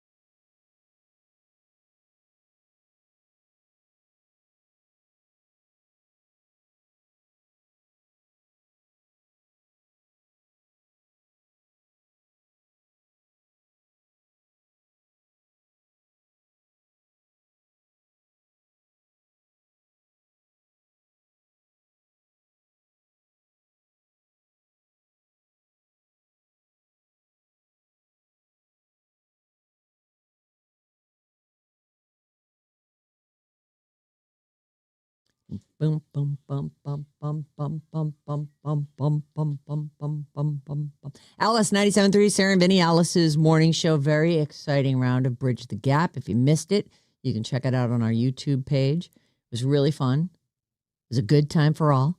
Everyone seemed happy when they left. Nobody choked anybody else out in the hall, which was good. So, did we get any text you wanted to read real quick? Yeah, a couple 925. Bob the Baby's questions about the year Britney Spears shaved her head is awful. You can't ask what year questions from Generation Gap. It's very unfair for both sides. You know, for me, I knew that one because I'd just gotten back here. And I like put it together in my with a head landmark, right? I know exactly when that happened. I was telling Maddie, there's a joke on the internet sometimes like, oh, it's giving Britney in 2008. You know what I mean? Yeah. So I've seen the year before. Also, I didn't feel like that one was bad. As Miss O would say, everybody hating. I just call them fans, though. There you go. 510. This person is misguided and wrong. It's Michael Jackson, not Stevie Wonder. And we all remember the Michael Jackson song. Yeah, Michael Jackson is The Girl Is Mine. No, she's mine. No, she's mine. I'm a lover, not a fighter. I don't want. She's mine. Ebony and Ivory is definitely Stevie Wonder. 510. Those questions were way too easy for Bridge the Gap. I'm 53 and knew every one. Oh, good. Good for you. Try out. Well, we're not trying to stump anybody. We want it to be competitive. If they all are so hard that nobody can get them.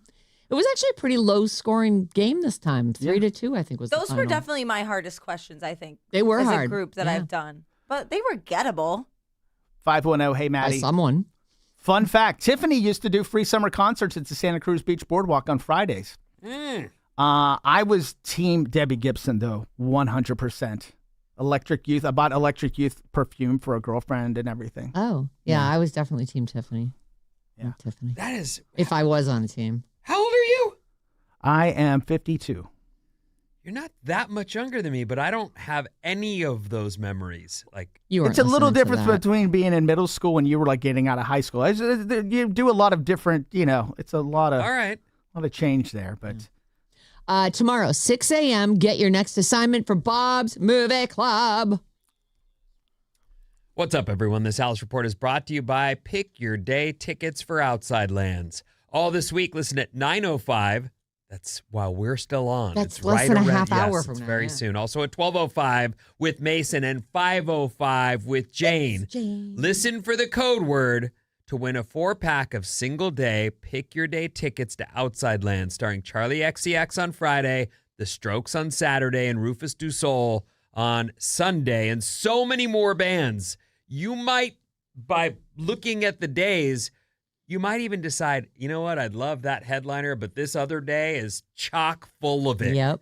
And so there's a lot of good reasons to put some thought into that. Mm-hmm. Guys, go August- take a look. Yep. August 7th through the 9th in Golden Gate Park, courtesy of Another Planet Entertainment. It's Pick Your Day tickets for Outside Lands coming up very soon here on this radio station. As I mentioned earlier, it's Global Running Day. I also Run. that made me laugh out loud. Funny, yeah. Also, and this is another tip of the cap to the missus. It's National Egg Day. Oh, I love eggs. I love eggs too. Nobody loves eggs like Christina. Oh. I've never seen anything like it. She eats them every day. I can get really sick of eggs. She would eat them twice a day. Oh. She wants them on burgers. Mm. She'll take an egg cracked open on a pizza. Oh, raw. Well, I mean, it cooks, but it's a fried egg, and it doesn't. And then they cook put it in the. And Got it. but it doesn't cook like your normal egg would. It's runny. Yeah. Ugh, ugh. Yeah, like I don't want any gooey whites. Yeah, she's into eggs. So, and you might be too. Today is National Egg Day, everyone. Awesome. Okay, so a bunch of stuff. Overcast start to the day, but we should see sunshine later. It's just been reported. Breaking news. Bob told us that no sunshine yesterday in downtown San Francisco. Yeah. But I did see it pretty much everywhere else. So hopefully it breaks through for everybody today. You don't live all that far from here. Do you walk home on a nice day? On a really nice day, I'll walk home. Yeah. But today's too cold for you. Well, I guess I'll see when I get out there. I guess so, right? Sun's expected later, and we could be pushing 90 in Napa, San Jose, and Walnut Creek. So warm one. The NBA Finals begin tonight at 5:30. Knicks at Spurs, and the NHL Stanley Cup was good last night. Was it? It's funny. I was watching my sports channel, and I will watch the Sharks. I want them to start winning. I'd love to be a Sharks fan, Yeah. but You're right over the hill from there. You could go to games. I do go to games. I just haven't in a while because we're not competitive. But we've gotten some good draft picks. We could be coming on soon. Fingers crossed. But Vegas and the Hurricanes, all warm weather locations. In fact, on the sports channel I watched, they were like, "Are you kidding me? It's 90 where the Hurricanes are from, and it's 115." And I actually laughed to myself and thought, it's probably still warm. Like this time of year now, it's probably warm in Canada too. Like, isn't it? I'm sure it's got to be getting there. It's June. I mean, it is June. These things have been stretched out, and I know it's for the money. I get it. But we are into summer. I don't know if the weather should play a role in whether you want to watch this. It was a close one. Vegas beat the Hurricanes 5-4, and it went to OT. Oh. So there's that. Okay. Vegas is a pretty new team, right? Yes. So look at them go. Oh, I think they made the finals their first year. Yes. Oh. Like what happens is the new team savages that they get picks from the teams already existing, and they take the, like you can protect someone, right. but you also lose players to the new teams. Happens. That doesn't seem fair. You got a new team coming in, and then they did really well. 2, not 1, 2 San Jose Target stores. One at the Oak Ridge Mall, which used to be my Target. Okay. When I lived in San Jose, that's the one I went to. And another on Capitol Avenue were closed after inspections found evidence of rodent infestations last week. In both of them. In both of them. Both. Last Thursday morning, the Santa Clara County Department of Environmental Health conducted an inspection on the Westfield Oak Ridge Mall Target and found rodent droppings in and near a room where dairy was stored, resulting in a temporary closure of the grocery side of the store. Oh, okay. So And you they've can still go in and get other stuff. And but get your, dresser? Or what do you get there? I don't know. Clothes. Clothes. Okay, clothes. Mm-hmm. You can still go Things get for some your clothes. dresser. But the grocery department at Target has become a thing. Oh, it's a full-on shopping market. Yeah. Like I'll be walking through with the kids because they've gone to the toy store upstairs and walking through and go, oh, I need some tortillas. Yeah. Oh, I need some coffee. I might as well get a cart. I'm going to get all my groceries here. It's all right there. And also the Target on North Capitol Ave. This is sort of East San Jose. Okay. That one also had chewed food packages throughout the food warehouse, forcing the grocery to close. Oh, wow. We know this because I go there all the time, that there was a Whole Foods in San Jose, the one, I think it's on Stevens Creek, whatever Is it it is. open again now? It's back open, and it Okay. looks great, and I've been there, and it's cool, but it was closed for months as they sort of just, I don't know, not only got rid of the Whatever issue, infestation. but they did some, upgrades or whatever. Oh, while it's closed, I guess that's the time. If you shop at Target, know that. The Oak Ridge Mall and the one on North Capitol closed by the health department because of a rat infestation. Ooh. Freaking rats. I mean, I'm glad the health department is seeing these things Yes. and doing these inspections. America, we do inspections. Mm-hmm. The 5 items you must have when traveling. Okay, tell me. This guy's traveled. His name's Barry Hoffner. He's visited every country on earth except for one. And he says traveling light is the secret to surviving life on the road. What's the one he hasn't gone to? North Korea. I was going to say it has to be someplace where it's impossible to get in. North Korea. Yeah. That's the place. According to Barry, here are the 5 things you should never leave home without. A portable power bank. You never know when you're not going to have electricity. Oh. Is that just a rechargeable giant battery? Is that what we're talking about? I believe that is what we're talking about. Okay. So that's for like your phone and stuff? You I don't think want to be so, without yeah. your phone? Well, I know. Right, sure. It's got all your stuff on it. Sometimes it certainly does. Sometimes it has your tickets. ticket on it. Right. He also swears by a backpack instead of rolling luggage because some roads and airports just aren't roller bag friendly. That is true. I'm with him. I'd rather have light and just know that the only things I'm carrying are fresh underwear. You know what I mean? Like, I'll wear these jeans again. They're fine. Yeah. But, my sleeping bag, I got to have that. Mm-hmm. Mm-hmm. Merino wool T-shirts, which seems specific, but he says they can be worn for days without getting smelly. Is it merino or merino? Merino wool T-shirts. I've used that stuff a lot for winter. Yeah, I was going to say those seem very warm. Depends where you're going. Well, it also, if you can't do laundry and you're trying to travel light, you might want something that will contain the stink. So you only smell it when you're pulling it over your head. Earplugs for noisy hotels and streets. Because I've grown used to that, because of our time, I travel with those always. And I've certainly gotten hotels where I'm like, oh my God, the street noise. And I like the roosters in Hawaii, but I also know I may want to put earplugs in. And how many times have we done a gig someplace where the party raged on long after we went to bed? All the time, Napa, Sonoma. Yeah. But that's actually typical if they're having like an event and, we have to get up in the morning peel off and everybody parties. And then I'm in my room going, oh boy. I'm an earplug guy. By the way, I get my earplugs. There's like big canisters of them. They're orange. Yeah. And they're from Home Depot. Those are the ones. You get those too?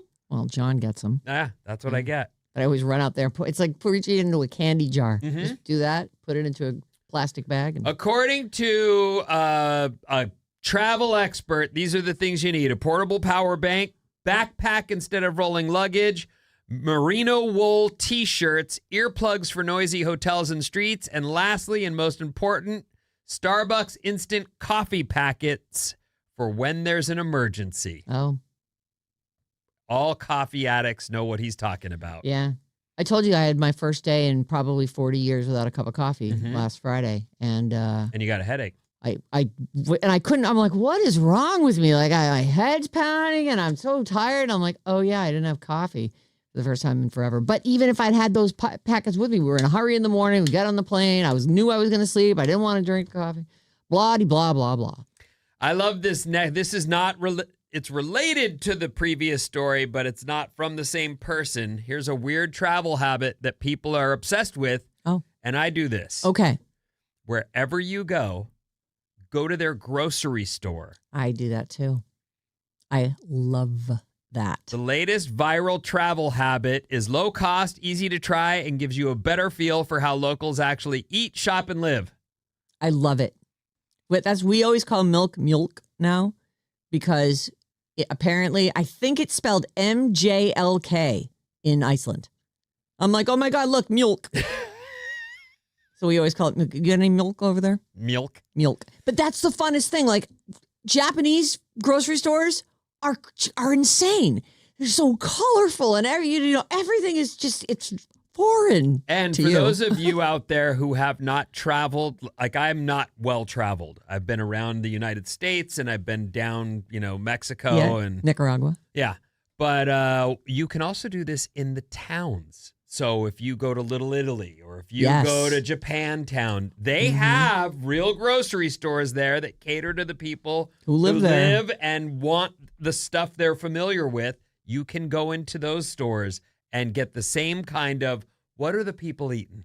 What are the snacks? This is where they're going. And it's really cool. So that's one tip too, is I this love that. person says, every time I touch down in a new country, I have a ritual that has nothing to do with checking off landmarks, booking the hottest restaurant, or finding the most photographed street in town. Before I've even fully unpacked, I usually want to know what people here buy when no one is watching. When they go to the grocery store, what are people eating? And that's kind of cool. I think that's a neat suggestion. So there you go, everyone. I think it's great. And if you ran into someone who spoke English, you could be like, what's good? Yeah. make me a couple recommendations. I definitely have. Even here in San Francisco, you see that. I think I was on Valencia Street, and I'm looking at this crowd outside this Greek restaurant, and I'm like, that's the place. You know Obviously, what I mean? I'm eating right. at that place. And I did, and I loved it. I think you walked up and said, what does everyone get? I said that to the lady that was working the counter. What is it? What's the go-to? And she said, well, here's what you want. And so I said, I'll take that. It was good, too. Yeah. Really good. Souvla. I am out of time. Our text number is 800-400-3697. A lot has happened this morning. I know. And Big day. Maddie's here to read some of your texts. 415 was literally peeling my hard-boiled egg as Vinny announced this National Egg Day. Enjoy. Yeah. I do like a hard-boiled egg. I really like eggs. Not as much as my wife, though. 415. And if they're runny, I'm not eating them. And you don't want too much yolk in yours. John's like that, too. He doesn't want a lot of yolk. I think scrambled eggs can definitely be too eggy. So if you're going to scramble some eggs, will you crack like 3 eggs in and only leave 1 yolk in? Yeah. Or I'll sounds do like the right 2 ratio. and 2. I'll okay. do two full eggs and 2 egg whites. I don't get that. The yolk's the best part. But in scrambled eggs, it actually, I kind of agree with you. It can be, I like them a little lighter. A little less eggy. Mike and SF. Hey, Maddie, I know you and Vin are both Italian. You're going to be at Festa Italiana in North Beach happening this weekend. First I've heard of it. It's the big Italian street fair they have in North Beach. I've gone in the past. It is awesome. I highly recommend. I'm going to be in LA this weekend, but if you're Italian, and even if you're not Italian, you want some good food, there you go. We love Italian That food. is a good tip. Italian's like a pretty, you pick that as a cuisine, you're pretty much everyone's happy. Yeah. I wanted to read, sometimes we get emails from folks and who email instead of texting. Dear Sarah, Vinnie, Maddie, and Bob, I'm excited to share at the end of this week I'll be retiring from my 32 years of teaching middle school French and Spanish in Pleasanton, right next to Dublin. Dublin! She wrote it like that. My husband and I are moving to the foothills this summer and looking forward to a slower pace of life. Sarah and Vinnie, I've been a listener from the very start. You've been with me through most of my career and big life moments. I was pregnant with my first child when Sarah was pregnant with her second.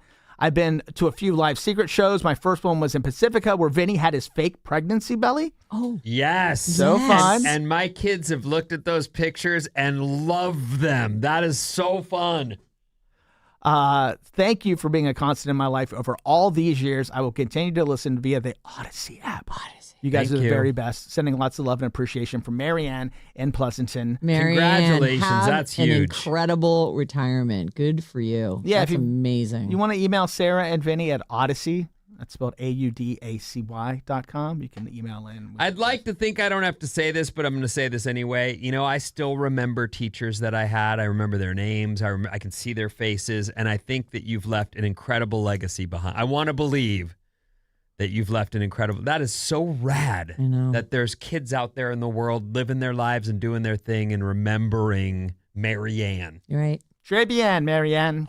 650. The grocery stores in London are a trip. Christy in Chattanooga. You've been to London, right? I don't think I went to any. I went there when I was a kid, kind of, like in my mid-20s. You did a radio thing, right? I did. So I was only in London on like a tour, and then we went to the Reading Festival. Oh, fun. 925. My husband fries an egg, pops out the yolk, and fills the hole with A1 sauce. You. And doesn't eat the yolk at all? Or it sounds like he doesn't eat the yolk at all. So he fries it with the yolk in it, pops, like cooks it all the way through, flicks out the yolk, and then. Well, there are people who love certain sauces. I equate it to ranch. Like some people just cannot get enough ranch. Other people love Worcestershire, and which is like A1 has some of that in it. Like A1's a very distinct. Is lighter though than it's A1, wet. but A1's thick. I've definitely had people go, "You are taking a beautiful, expensive steak and pouring that crap on it." A1. Yeah, A1. Yeah. I haven't eaten it since I was a kid. I know, but we used to always have. We always had that at the house. Yeah. White label A1. Yeah. Yeah. I haven't had it in ages. Right. And I wouldn't want it now. Well, you know, I guess you get older and you go, I paid $30 for this steak. Right. Give me some béarnaise sauce, bitch.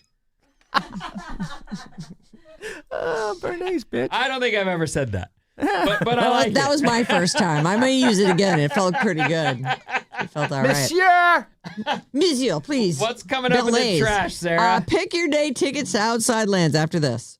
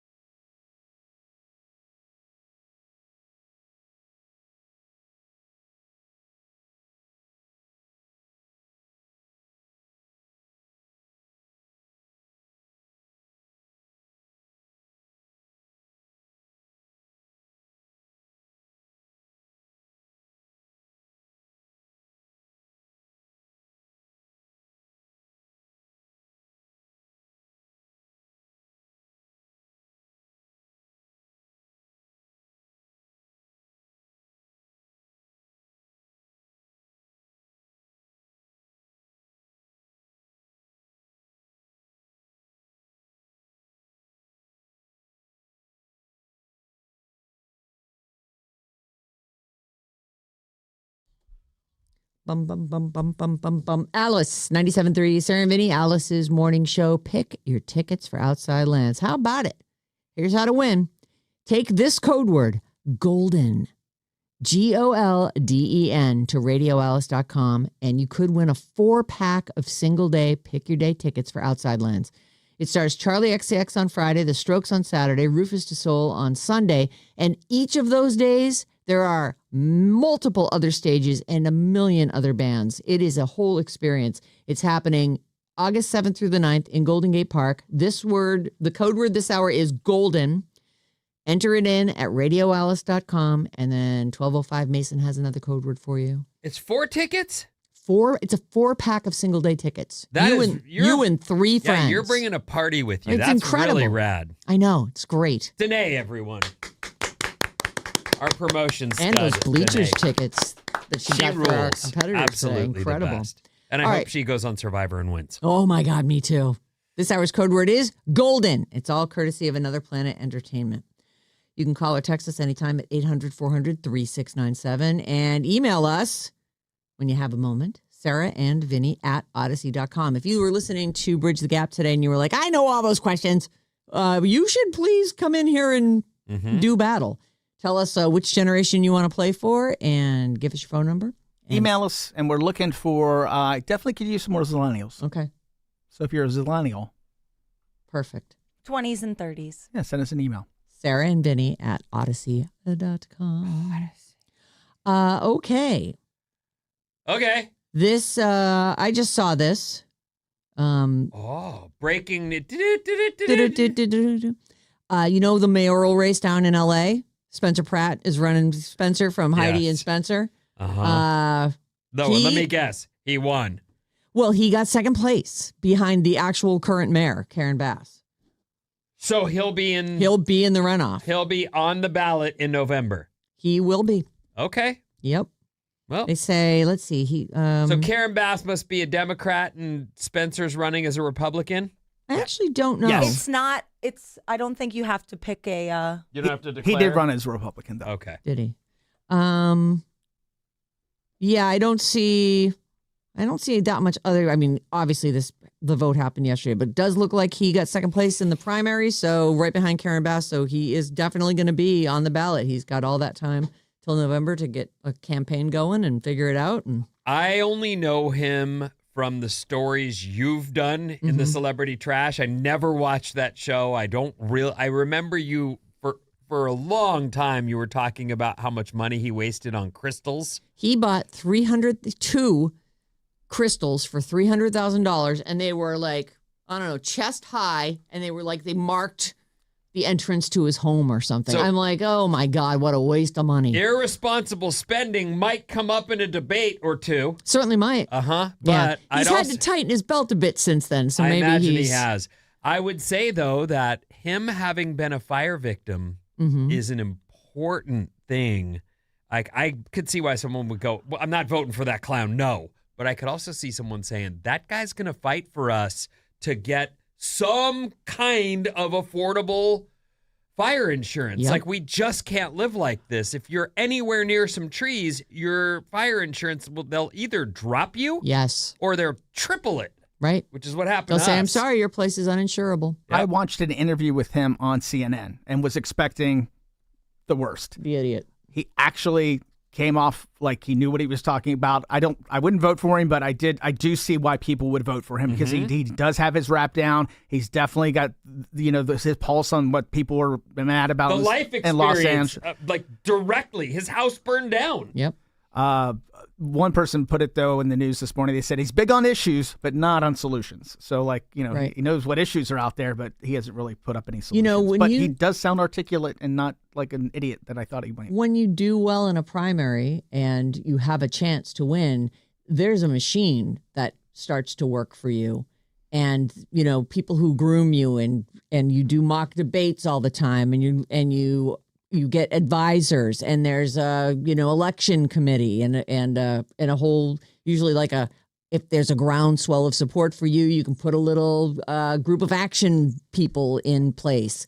I bet you that if you thought he sounded good when he was running for the in the primary, he's gonna he may very well be a fairly polished presenter by the time. I don't know that that'll make him a good mayor but there is people start to put money behind people because then they're buying influence. And I've been schooled.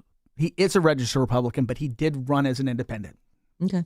Well, 415, thank you. One of those things that I believe in very much is getting that advice and that schooling on how to handle this stuff. If you have no experience and someone puts a mic in front of you, you'll be in trouble. Mm-hmm. And I see this with athletes and certainly politicians as well. You're making millions of dollars. Have someone help you with some things to say. Right. Have some sentences saved up so that you can get you've through. Practiced Yeah, a that few you can times. get through rather than finding yourself caught. Right.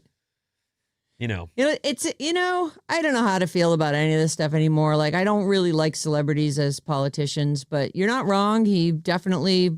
There will be a segment of the population that's like, yeah, I'm also really mad about the cost of my insurance, or whatever your issue might be. You find somebody that's sort of aligned with your thinking on it, or at least properly name the emergency insurance, because the fair plan is not what it is. Just call it the unfair plan.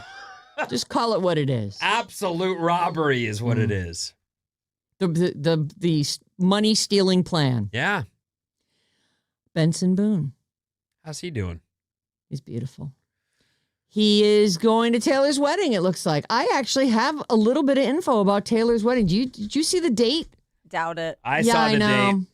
I don't know if it's... What did you see? It's a July... It's like an early July date. Is that what you saw? I saw July 3rd. Oh, I think I saw July 7th. Hold on.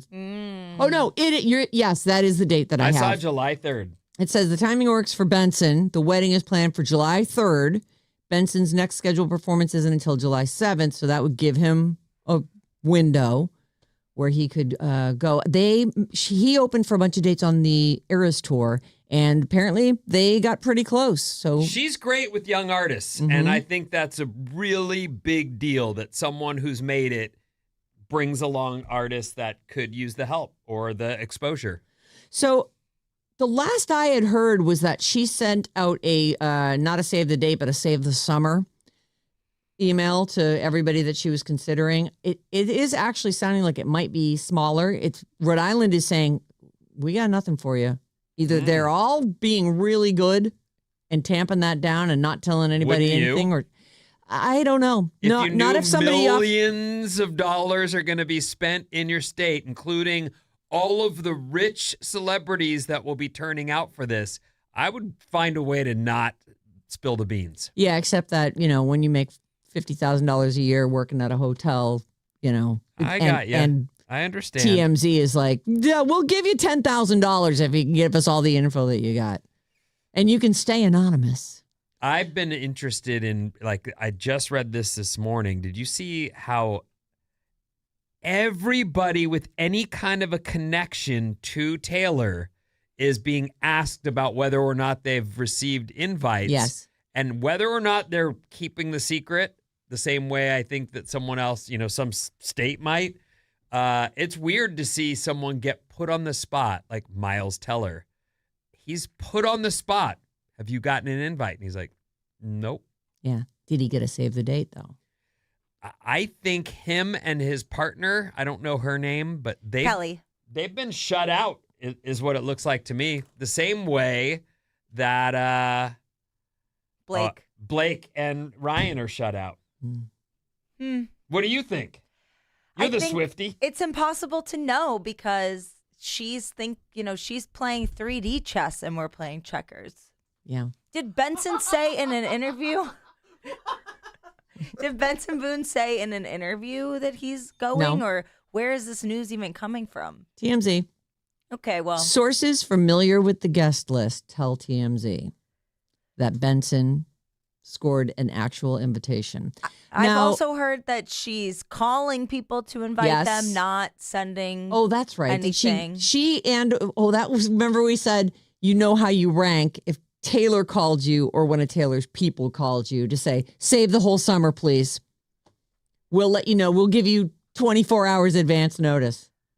Interesting. I don't know. So you haven't heard the date, July 3rd? That's No, the date. I've heard that Oh, you date, have? but I've Okay. also heard all the Rhode Island stuff. I heard she's getting married in Madison Square Garden. I've heard blah, rah, rah, rah. Bob, I got a question for you. So you are in a situation where you've gotten 2 invites for the summer. Your mom is remarrying, and you also got an invite to Taylor's wedding, and they're both on the same day. That's a horrible scenario. You go to Taylor, obviously. It's her mommy. Her mom will understand. That's so horrible. Your mom is remarrying after finding love after all these years, and she's going to remarry. You're going to But it resent her for the just rest so of your life. happens that Taylor's wedding is the same day, and you've got an invite to both. Oh my God. Where do you go? Oh, how far apart are they from each other? Far that you can only make one. One or the other. It's a choice. I think I would exhaust all options to do both. You know, maybe I can go to my mom's rehearsal dinner, give a really heartfelt speech, jump on a red eye. That might work. I think your mom would understand. You do? I do. I would understand. Yeah. You're telling me. I would understand too. I'm shocked at you guys. I'm really surprised. If one of my closest, most Your dearest mom. people couldn't come because they had truly the opportunity of 5 lifetimes. But it's your mom. But it's like going to I see her all the time. and your Elvis's new wedding. it's your new dad and your mom.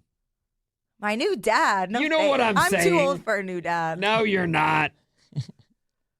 He's going to get your nose. I mean, I'm trying to put myself in a position where Do you know that one? You don't know that, do you? No, I know it. Okay. I remember being little and being like, this is so stupid. I like the got your nose stuff. I know, like the free money from behind the Yes, ear. Sure. yes, that Okay. was always Then excellent. your new dad's going to do the, what's that behind your ear trick? Oh, look, it's a $50. You got a 50 Well, cent I don't piece. want change now. It's gross. When as a kid, That's true. She wants a Visa card. Well, just new dad. Venmo me, please, new dad. It doesn't matter because she's going to bail your wedding and go to Taylor's. I can't believe it. That's a once in a lifetime opportunity. If you're a That's hard. mega fan of somebody and you just, and your mom knows that. I That's don't know. really tough. I will say this. If there was some crazy thing that was going on in one of my kids' lives and some, John and I were going to renew I guess that's not really the same. is it? I'll give Renewing it to vows. you. Riley I would has met understand. someone Mhm. and is getting married. Okay. Okay. It's going to be a small little thing. It's no big deal, but it's your boy. Yeah. He's getting married to his partner, and you're going to. There's no one I would want to go see that would take away from that. It's hard to equate the whole Swiftie thing. So you'd say, I'm going to my son's wedding rather than the small wedding. It's going to be a 20-minute ceremony at the city hall or Taylor's wedding, and it's all of Rhode Island. Well, I would tell Riley what my dilemma was. I can't And believe we'd there's talk even it through. thought here. I can't believe it. Really? I would not go to Taylor's wedding even if I didn't no, have a we- competing obviously event. That's where useless. you're coming from. That's where you're like, there's nobody that you are so into in life that you would ditch like a family wedding to go to their thing. What Right. if you were going to get to ride the most perfect wave? Yes, with Tony Hawk.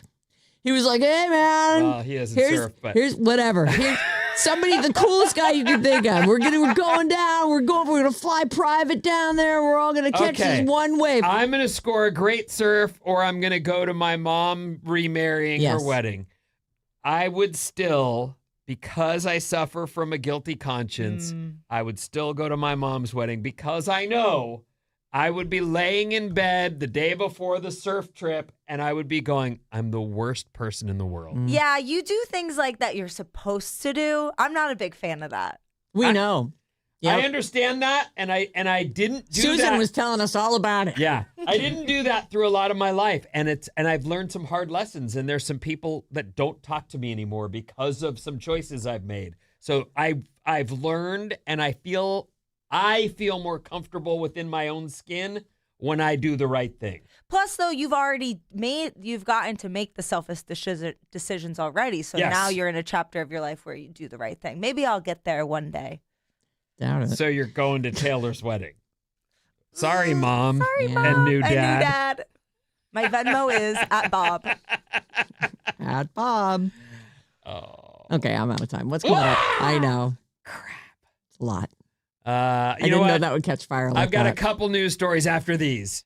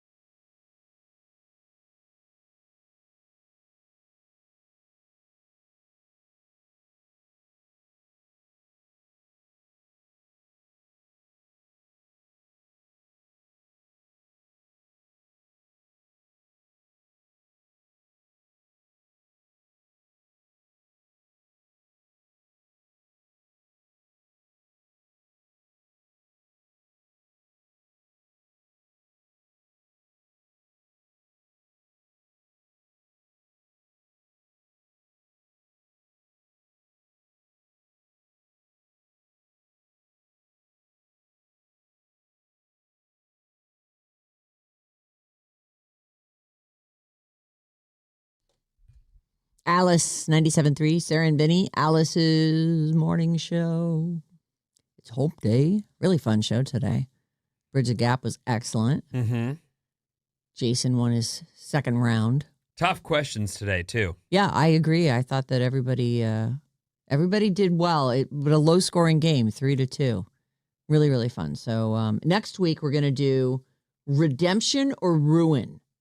Yes. We have a scheduling thing that's going on. So Jason will come back in 2 weeks. So we'll be doing a one-off. We'll be doing a one-off. We're going to let Guru. We're going to try and get Guru to come back and find somebody else who needs a little redemption. 2 folks that didn't do very well and were out on their first day.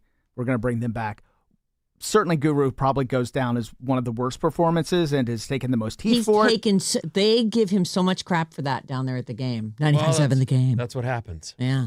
So he could redeem himself or make things worse. Or ruin. One of those. Follow Alice973 on Instagram for the best clips, random moments, and whatever dance Bob makes us do. Because that's happening on the regular. It makes me laugh. Like, what is wrong with us that we put ourselves out there in a way that we can be in a situation where we got humiliated? Like Guru. Yeah. Hey, we're trying to get him back, Vin. I know, but and I know he wants to. I'm sure he's like, give me another shot, guys. I'll fix this. Yeah, I'm gonna do better. But I mean, man, we're gluttons. Yeah. I like the redemption or ruin thing. I like it That's too. really fun. This Alice Report is brought to you by Bob's Movie Club, 6 a.m. Thursday. Join us for Bob's Movie Club. This week, we find out what Bob has picked for us to watch. Yeah. Bob's Movie Club, Thursday at 6 a.m. She says she's doing all our favorite movies. Oh, that's tomorrow. Yeah, tomorrow morning. Oh, my God, this week. Yeah, I know. Woo. It's already hump day. All right, here's what's happening.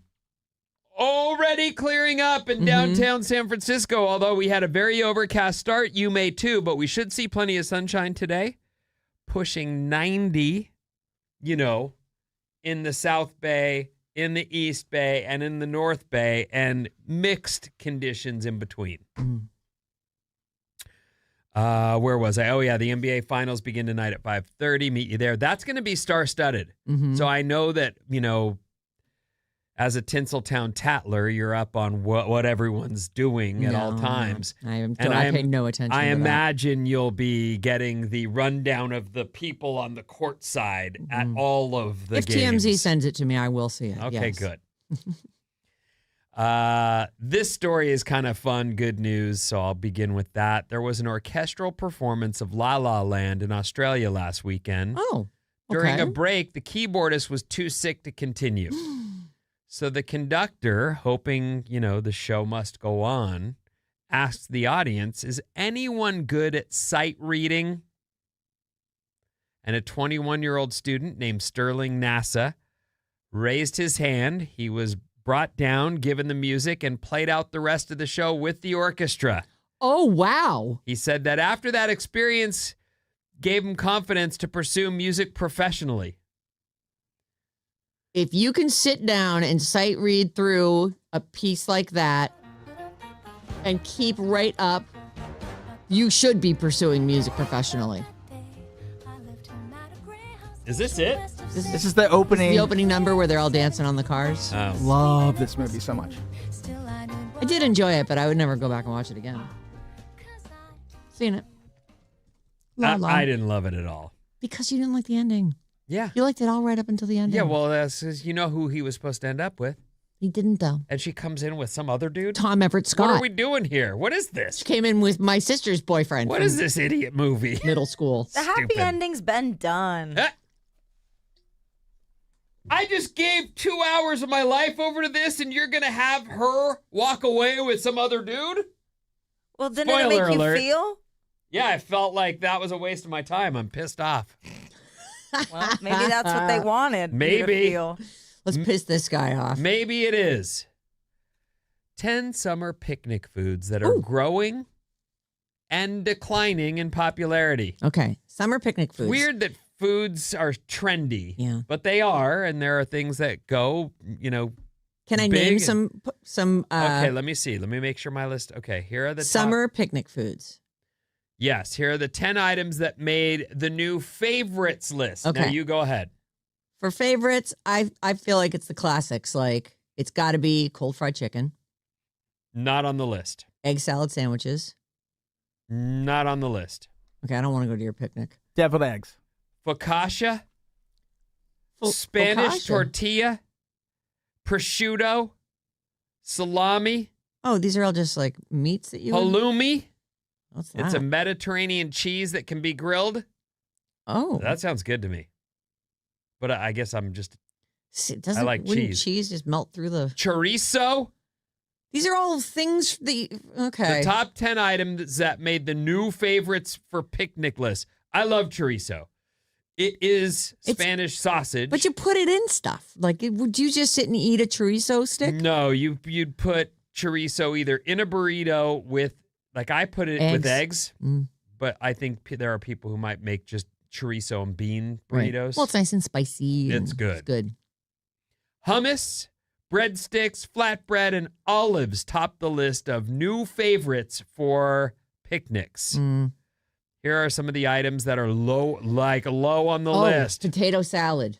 No, it's on the list. It's the first one there. Oh, for going away? Going away. Oh, what about pasta salad? Those are all like pasta salad's still okay, apparently. Mayonnaise, cheddar cheese slices, cheese and chutney. Isn't chutney an Indian? And I think it doesn't go with cheese. Well, why not? You put cheese on a cracker and put some chutney on top. I don't even know what chutney is. It's like cubed up vegetables or fruits of some kind. These are low on the list. If you're bringing something to a picnic, don't bring cheap potato chips. Oh, you got to get the designer potato chips. Are there craft brewed potato chips now? I did see one time on the internet, and, this could have been, sponsored by Kettle One, but I saw something like, it's not Kettle One either. That's vodka, isn't it? What are those chips? Kettle chips. Kettle chips, Yeah. whatever they are. I was like, they're called Kettle One chips. What? I just dropped vodka. Of course I did. Stupid alcoholic in me. Well, Kettle One. Kettle chips. Anyway, the kettle chips, it was like one of those stories. 5 chefs tell you which chips they would pair with the, and it was it was those kettle chips. So maybe are they more expensive? I don't know. I don't know. Cheap potato chips are out. Sliced white bread, out. Oh, see, I like to make a bunch of different kinds of sandwiches on white bread and cut them into triangles and put them in a big stack and then pull the covering off and be like, everyone, there's peanut butter and jelly over here, salami over here, cucumber over here, egg salad over here. Don't bring corned beef to the picnic. I love corned beef. It's on the list I of don't know things why anyone's bringing that to any picnics anyway. Doesn't feel like a thing. I suppose if you had it sliced for sandwiches or something. I love corned beef. And keep your prosciutto. You know what? Is corned beef the same as pastrami? It's close. I've definitely. I think there's some different spicings. It's different, but it's very similar. Yeah. I have this idea like, a pastrami sandwich sounds great, and then like 5 bites into it, I'm over this. Oh, really? Oof. Man, give me pastrami every time. Smear some Every mustard on time? there. I'll melt some provolone on top. Over turkey. Yeah. Oh. Unless it's going to take a long time. Sometimes it takes people a long time to make a good hot pastrami. It's got to be hot. You can keep your cold pastrami. Don't bring, this is picnic foods that are on their way out. Don't bring cocktail sausages or Spam. That's I don't your want list. those. Well, That's a weird list. it's- Like, I mean, just that they're saying salami. I don't do It's like it's picnics all really. Charcuterie. And I certainly wouldn't be responsible for, supplying the foods at a picnic either. Right. We picnic a lot. You do? Yeah. We ride our bikes out in our bike gang, Vinnie, Hell's Ankles, or whatever they're called. Critical Mass. Hell's Ankles? Well, our ankles are all getting fat because we're old people now. I think I've seen Bob in the park, like posting, and yet You must picnic. you don't really have food with you, do you? No, we bring snacks sometimes. Sandwiches? I love to get a sandwich on the way or a burrito. Okay. She does love a burrito. Who doesn't love a burrito? If you don't love burritos, I mean... We just had shrimp burritos the other night. It was so good. Shrimp burritos? No. Yeah. I don't do a Delicious. shrimp burrito. We do it with rice and this like delicious sauce that John makes, like with taco sauce and mayo and lemon and stuff. and then cabbage. This and is then not a shrimp. burrito. It is wrapped That's a up wrap. in a burrito. Yeah, That is not a wrap. not a burrito. That's a burrito. No. And by the Squirt way, Cholula all over it. for Good. me, just for me, I need to see each shrimp before I'm gonna let it like go down my throat. Need to inspect. I need to know that What do it's you mean? okay. I just don't feel like I can eat shrimp blindly in a burrito. Like I'll eat. Why? I don't understand. What are you this. looking for? What are you looking? What is the giveaway? I just don't feel comfortable mostly with any fish that I'm not like seeing. Can I ask a question? Yeah. Because we're gonna have fish and shrimp burritos, and then he cooked it up, and I come out like, oh, that looks really good. He's frying it in a pan. I take a fork of it. I'm like, what kind of fish is this? He goes, tilapia. I'm like, tilapia always tastes like dirt. Always tastes like dirt. Never buy tilapia. Yeah, I don't. That's not generic enough for me either. Like when I eat a fish taco, they use that generic white fish, Like cod. You know, there's no Or sole. bones in it, Mhm. and you know they've fried it up, and I can eat that blindly. Yep. But I can't do individual shrimps without seeing them. Yeah, I don't mind. I'm fine with that. If I taste a dirty shrimp, I'll just pull it out of my mouth. Ah, and Get then outta what do here. you do? Don't I you barf? Keep going. No. You don't just barf? Wow. We're out You're of so time. picky. I am picky. Yeah. I just, sorry, I just won't put anything in my mouth. Put it in my mouth. I'll do it. Our text number is 800-400-3697, and Maddie's going to close out the text with a few honeys. 415. Tell Vinny the chorizo he's eating in his burrito and eggs is Mexican, not Spanish kind. I guess They have two kinds. Yeah, I didn't know You that. can buy either one. There you go. What's the difference? Just like a variety I think of it's spices. the spices, yeah. A lot of folks were chiming in on the go to the Taylor Swift wedding or not go to the Taylor Oh Swift yeah, wedding. yeah. It's Taylor Swift's wedding and your mom's wedding is on the same day. Which would you choose? Right. Your mom's second marriage. 510. I'm not a Swiftie, but I'd totally go to her wedding over anyone else. Love y'all, Michelle and Fremont. Michelle, your mom! Your mom is remarrying your new dad. We don't like him that much. We don't care. You've already been married. We know all about it. We're going to Taylor's wedding. And I think a good mom would be like, listen, it's fun. I'm getting married.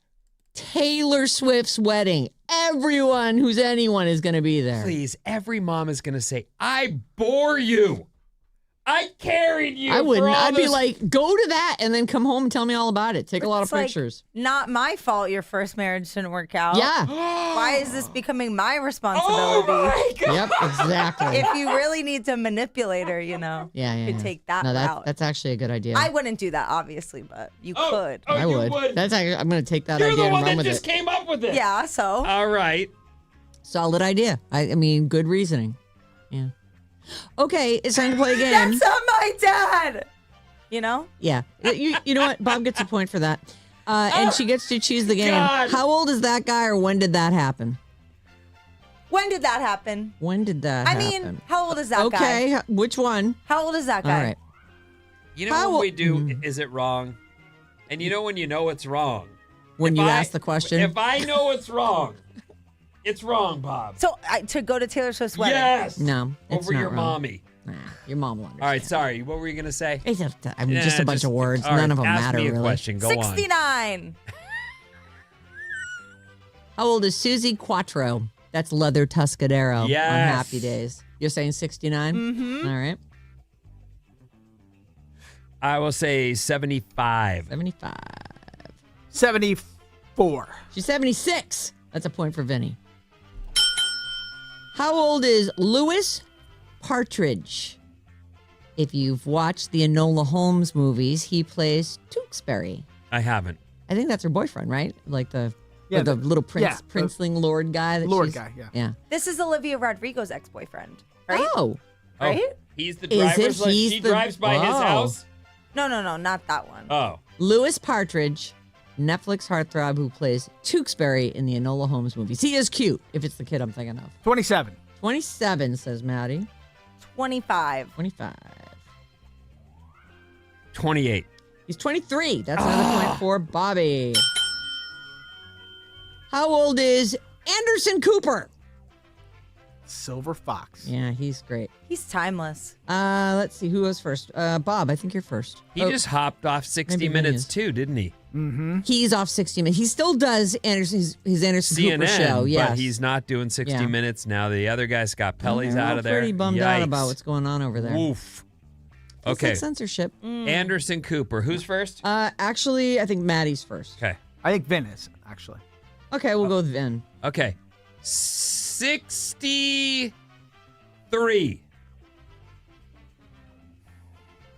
61. 62.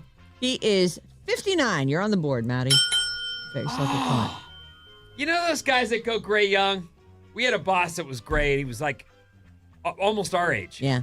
But he was gray already. So we were like, I think, didn't we go to, we went to his 50th, but I think we were around for his 40th too. Or maybe he was like 40, but he was white-headed. yeah, already. I love that look. No, I do too. It's just it's hard to, like, I always thought of him as older than us, our boss, and then it turns out he's only like 5 years older I than know. us. But he was gray already. Yeah. What's the question? That one's over. Oh, okay. We were talking about, it came up because Anderson Cooper also Right. has the head of white hair. Here's one. Rafael Nadal. Oh, I haven't- Raphael. Oh, the tennis Nadal, player. the tennis superstar who beat Roger Federer 10 out of the 14 times they played in a Grand Slam match. 40. 40.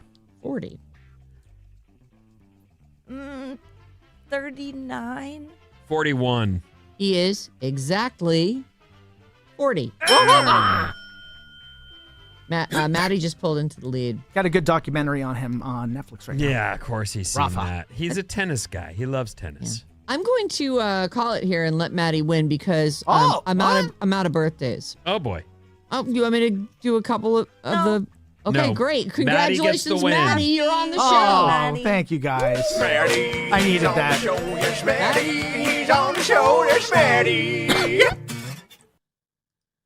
want to do a speech or anything? Or Woo! I dedicate this one to all the folks in the East Bay. goodbye. Keep it here on Alice all day. We have your chance to win Pick Your Day tickets for Outside Lands coming up at 12:05 with Mason, and it's Jane with another code word for you at 5:05. Don't forget, Jane starts 97 minutes commercial free every day at 4 p.m. Tomorrow, 6 a.m. It's Bob's Movie Club. Have a great hump day, and we'll see you then. Thank you.